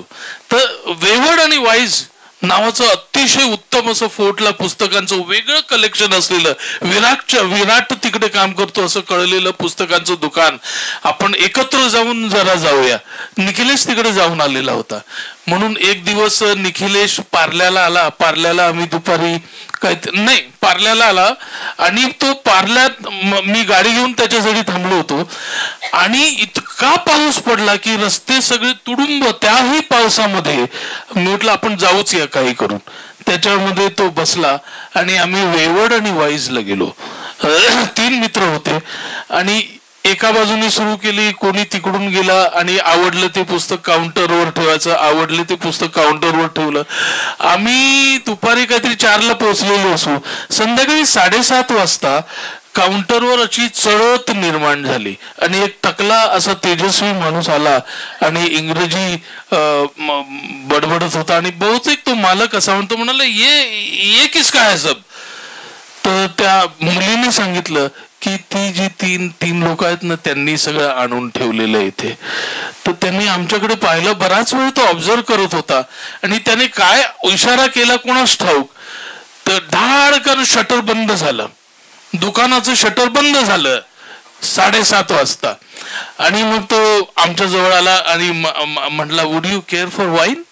पुस्तकांचा वाईनचा काहीतरी संबंध असावा. आणि मग त्याने छान अशी वाईनची आत कुठेतरी ठेवलेली थंडगार बाटली काढली आणि आमच्या तिघांसाठी त्याने बाटली उघडली. आम्ही ती संपवली आणि शटर परत उघडलं. मग काही लोक आत आले आणि नंतर मग एवढं जमवलं. आता एवढी पुस्तकं घ्यायला तर पाहिजेत ना, जमवली तर आहेत, घ्यायला तर पाहिजे. आम्ही 3 होतो. कोणाकडे किती पैसे आहेत कोणाच ठाऊक. एकूण बिल आमच्या 3घांचं झालं 23,000 रुपये काहीतरी. पण मग आम्ही कार्ड काढली जी होती ती आणि मग हे मी तुला नंतर देईन ते असं 23,000चं बिल ते केलं पुस्तकांचं. ते घेतलं आणि नंतर रात्री कुठेतरी जाऊन जेवलो आणि नंतर घरी गेलो. इतकं वेगळं चॉईस असलेली पुस्तकांची दुकानं असणं खूप गरजेचं आहे. आणि तसं व्हाईट क्रो नावाचं आणि आता पुण्यातलं पगडंडी नावाचं तसं दुकान आहे असं मला वाटतं.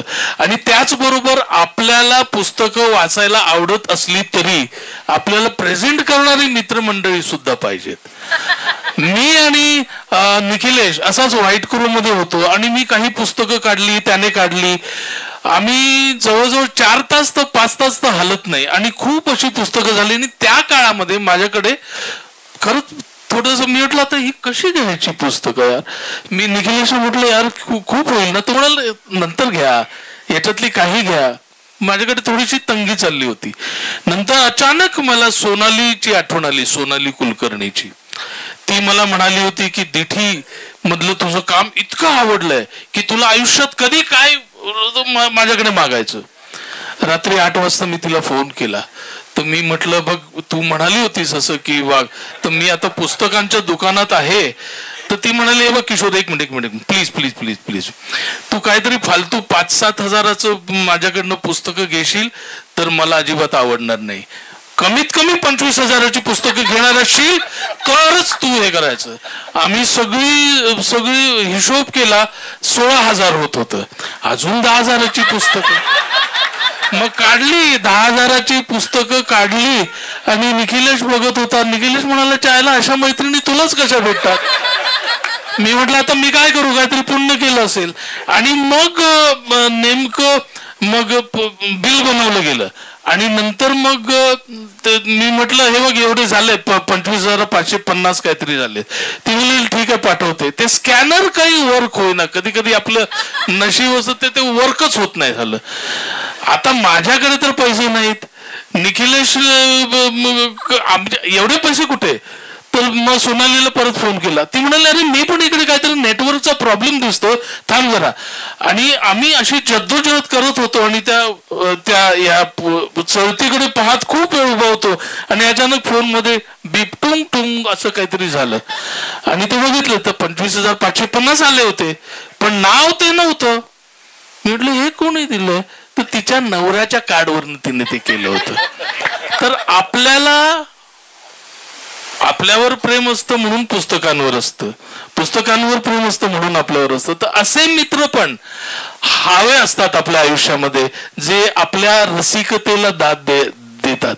आणि मला असं वाटतं की ते पण पुस्तकांचे चोखंदळ वाचकच असतात, जगणं हे असतं त्यांच्यासाठी. म्हणूनच आपल्या आयुष्यामध्ये पुस्तकांसारखी माणसं असली पाहिजेत असं मला वाटतं नेहमी.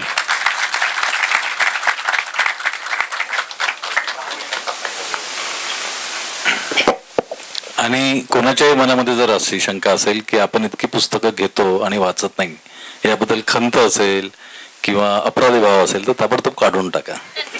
कारण पुस्तकं ही विकत घेण्यासाठी असतात, ती वाचण्यासाठी असतात की नाही हे नंतर ठरवता येतं.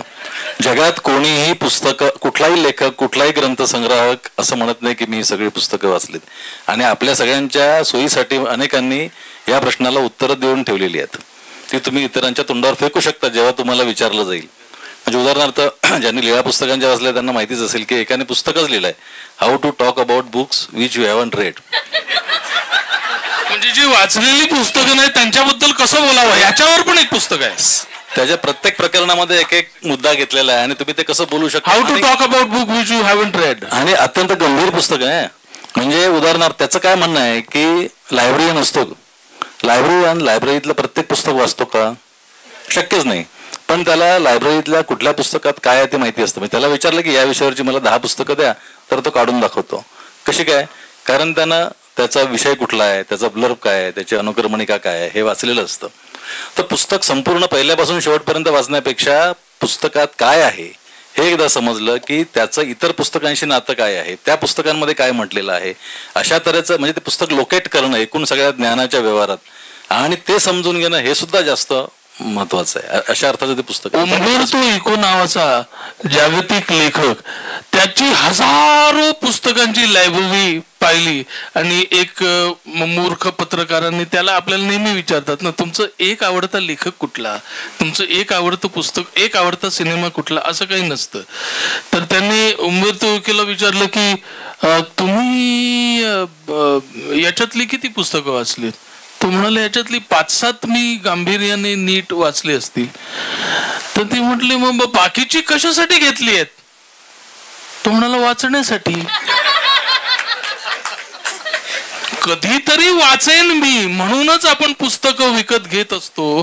त्यामुळे वाचलेल्या पुस्तकांपेक्षा न वाचलेल्या पुस्तकांची संख्या आपल्या आयुष्यात नेहमीच जास्त असणार आहे, याबद्दल खंत बाळगण्याची कारण नाही आहे. खरं तर आता आपल्याला फार वेळ कमी आहे असं दिसतंय. नाहीतर पुस्तकांवरची जी फिक्शन्स आहेत, पुस्तकं हे केंद्र ठेवून लिहिलेली, ते नितीन अधिक चांगलं सांगू शकला असता. उंबेर्तो इकोबद्दल आता किशोरनी सांगितलं. पुस्तकांवर लिहिणारे जे काही जगभरचे चांगले असे लेखक आहेत त्यात मँग्युएल आहे आणि ब्रॅटल आहे आणि हा उंबेर्तो इको आहे. हा स्वतः नॉव्हेलिस्ट होता मोठाच, पण त्याचं एक पुस्तक आहे, this is not the end of the book. कारण हे त्या काळात खूप ते वेडे लोक अमेरिकेतून असं end of the ideology, end of the history असं चालू होतं आणि पुस्तक सुद्धा संपणार आहे असं त्याला एका कुठल्या तरी कॉन्फरन्समध्ये कोणीतरी सांगितलं. मग त्यांनी आणि जॉन क्लॉथ कॅरिये ज्यांनी महाभारतचं स्क्रिप्ट लिहिलं पीटर ब्रूकच्या, त्यांनी तिघांनी मिळून एक संवाद केला आणि ते अख्खं पुस्तक भर आहे. तर त्यांनी असं मांडलंय की पुस्तकाचा अंत नाही शक्य, पुस्तक कधीच. कारण मानवाने जी काही मूलभूत शोध लागलेत ज्याच्यात काही इम्प्रूव्हमेंट शक्य नाही आहेत, चाकात काही इम्प्रूव्हमेंट शक्य नाही आहे, किंवा चमच्यात काही नाही आहे, किंवा पुस्तक नावाची जी गोष्ट आहे ती फार तर किंडल किंवा वेगवेगळ्या फॉर्ममध्ये पण पुस्तक असणार आहे. त्यामुळे हा आपला सगळ्यांना मोठा दिलासा आहे की पुस्तक असणार आहे, पुस्तक वेडे पण असणार आहेत. कारण हे अनेक शतकोन शतकं, आता 10व्या शतकातला तो अब्दुल कासिम इस्माईल नावाचा वजीर होता फारस पर्शियाचा, तो असाच वेडा पुस्तकांचा. तर तो जिथं जायचा तिथे आपली लायब्ररी घेऊन जायचा. तर त्या लायब्ररी कशी की एक उंटाचा काफिला असायचा त्याच्यासोबत, आणि अल्फाबेटिकली प्रत्येक उंटावर नाव लिहिलेलं असायचं की तिथे ह्या अक्षर म्हणजे ही सगळी पुस्तक. तर असे असंख्य पुस्तक वेडे गेले काही शतकं आहेत. त्यामुळे आपण त्यांच्यात सामील होऊ, फार दुःख करू नये की पुस्तकं वाचली जावीत की नाही, वाचली जातील की नाही. पुस्तकं वाचली जातात आणि बघितली जातात. जेव्हा जेव्हा आठवण येते तेव्हा ती आसपास आहेत याचा दिलासा एवढा मोठा असतो. मग त्यावेळेला आपलं एखादं पुस्तक गायब जरी झालेलं असेल तरी कमी वाईट वाटतं. तूच दिलं होतं आणि मी परत देणार होतो पण नाही दिलं. ठीक आहे, असू दे ना. हारुकी मुराकामी म्हणतो त्याप्रमाणे तुम्ही तेच वाचत असाल ज्याच्याबद्दल सतत लोक बोलत असतात, तर तुम्ही त्या लोकांसारखेच होता. पण ते जे सतत बोलतात आणि त्याच्यापेक्षा वेगळं तुम्ही स्वतः शोधलं तर तुम्ही वेगळे होता. तसा हा अभिषेक आहे असं मला वाटतं. आणि आपण तरी पुण्यामध्ये राहतो, आपण मुंबईमध्ये राहतो, परंतु हा सांगलीपासून काही अंतरावर खेडेगावात राहणारा माणूस इतका चोखंदळ वाचक कसा काय बनला याचं मला नेहमीच आश्चर्य वाटत आलेलं आहे. याचं काही उत्तर तू देऊ शकतोस का? त्याला जोडून मी एक त्याला विचारतो. आता मराठीमध्ये पुस्तकांविषयीची पुस्तकं बरीच यायला लागली आहेत, पण त्याच्यामध्ये प्रामुख्याने नॉन फिक्शन स्वरूपाची पुस्तकं जास्त आहेत. आता तुम्ही दोघांनी तू जी काय प्रकाशित केलीस, पण नितीनने अनुवादित केलेल्या कथा असतील किंवा आत्ताची ही कादंबरी असेल, हे फिक्शन प्रकारातले आहेत. तर मराठीमध्ये आता तुझ्यासारख्या तरुण प्रकाशकांनी नवीन लेखकांना विशेषतः प्रोत्साहित करायला हवं की मराठीमध्ये सुद्धा स्वतंत्रपणे अशा प्रकारचं लेखन की ज्याच्यामध्ये पुस्तक हा केंद्रबिंदू असेल, पुस्तक केंद्रस्थानी असेल, आणि अशा पद्धतीने मग पुस्तकं अशी लिहिली गेली पाहिजे. म्हणजे केवळ नॉन फिक्शन नव्हे तर फिक्शन सुद्धा जास्त प्रमाणामध्ये यायला पाहिजे. आणि तुझ्यासारख्याने ती जबाबदारी घ्यावी असं मला वाटतं इथे. आणि नक्की घेऊ. आणि अनेक चांगली पुस्तकं फिक्शन आणि नॉन फिक्शन मधली मराठीत येत आहेत. आता नुकतंच आमचे मित्र आहेत स्वतंत्रपणे येते. हो, तर आमचे मित्र आहेत शरद अष्टेकर, त्यांच्या प्रकाशनाकडून पपायरस या पुस्तकाचं ट्रान्सलेशन आलेलं आहे आणि खूप चांगलं ट्रान्सलेशन प्रणवनं केलेलं आहे. तर अशी प्रणव सखदेवनं केलेलं आहे. तर अशी चांगली पुस्तकं येत आहेत. तर फिक्शन सुद्धा मराठीत यायला हवीत हे तुमचं म्हणणं खरं आहे. आता किशोर कदम सरांच्या प्रश्नाचं उत्तर देतो. मला वाटतं की मी पुस्तक व्यवहार किंवा ग्रंथव्यवहार हा जो सगळा परिसर आहे याच्यापासून कदाचित लांब राहिल्यामुळंच असे अनवटाली वेगळ्या भाषेतली पुस्तकं वाचू शकलो. कारण कुणी गाईड नव्हता किंवा सांगणारही नव्हतं की हे पुस्तक वाच किंवा ते पुस्तक वाच. त्यामुळं मला कुणी सांगितलं नाही 18व्या-19व्या वर्षी की तू मिलारेपा वाच. त्यामुळे मी तो वाचला. सांगितलं असतं त्यावेळी कुणीतरी तर त्यावेळी तो काय सांगितलं असतं माहीत नाही. तर कुणी न सांगितल्यामुळंच मला वाटलं की अनवट आणि वेगळ्या प्रकारातली पुस्तकं मला वाचता आली. नितीनने आम्हाला येताना आदेश दिला होता घरून निघताना की तुम्ही अशी काही एक वेगवेगळी पुस्तकं आणा सोबत दाखवायला तरी, की जी पुस्तकांवरची पुस्तकं आहेत पण वेगळ्या प्रकारे झालेली. त्यातली 2 चुणूक म्हणून मी तुम्हाला दाखवतो.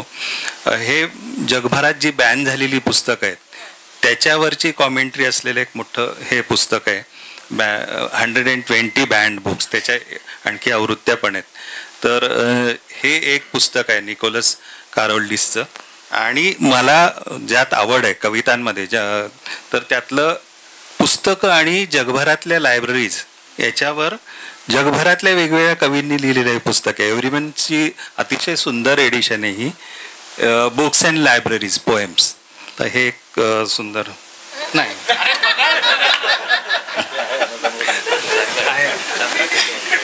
सहज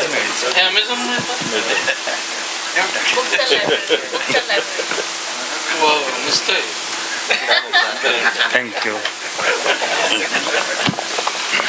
तर बुक्स ऑन बुक्सच्या या चर्चेसाठी तुम्ही इतका वेळ थांबलात, याचाच अर्थ तुम्ही पुस्तकांचे प्रेमी आहात आणि पुस्तकांसारखेच तुमच्या आयुष्यामध्ये पुस्तकांसारखी खूप माणसं आहेत, अनेक लायब्ररी आहेत, अनेक घटना आहेत आणि म्हणूनच आज इतका वेळ तुम्ही थांबलेला आहात. मराठीमध्ये आता वेगवेगळे अनुवाद खूप चांगले येत आहेत, याचंही एक द्योतक आहे असं मला वाटतं आणि म्हणूनच मी सगळ्यात शेवटी तुम्हा सगळ्यांचे खूप खूप आभार मानतो की तुम्ही इतके वेळ थांबलात, आम्हाला इथे बोलावलं त्याबद्दल तुमचे खूप खूप आभार आणि आपण उशिरा का होईना पण आलात त्याबद्दल तुमचे आभार. शेवटी एक टोमणं त्याने मारलाच.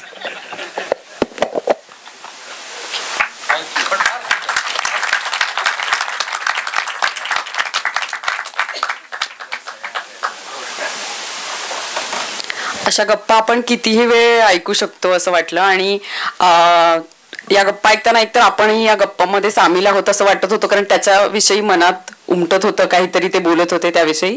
आणि आपल्याकडची सगळी पुस्तकं नाही वाचली तर चालतात, काही पुस्तकं चोरली तर चालतात, असं काय काय मिळालेलं आहे आपल्याला इथून. आणि आपल्या पुस्तकांच्या यादीत वाढ पण झालेली आहे की आता ही पुस्तकं आपल्याला हवी आहेत असं. तर मी कृष्णा पब्लिकेशन, चेतन आणि अभिषेक यांना हक्कानी सगळ्यांच्या वतीने सांगते की तुम्ही असे कार्यक्रम पुन्हा पुन्हा घ्या गप्पांचे. त्या निमित्ताने आपण सगळी वाचकप्रेमी मंडळी जमून गप्पा होतील. आज साहित्य सामाजिक क्षेत्रातली बरीच मंडळी इथे आलेली आहेत, त्या सगळ्यांचे आभार. तुम्ही वेळ काढून इथे आलात आणि सगळेजण शेवटपर्यंत कार्यक्रमाला थांबलेले आहात, सहभागी झालेले आहात. माध्यमांचे प्रतिनिधी आलेले आहेत, त्यांचेही आभार मानते.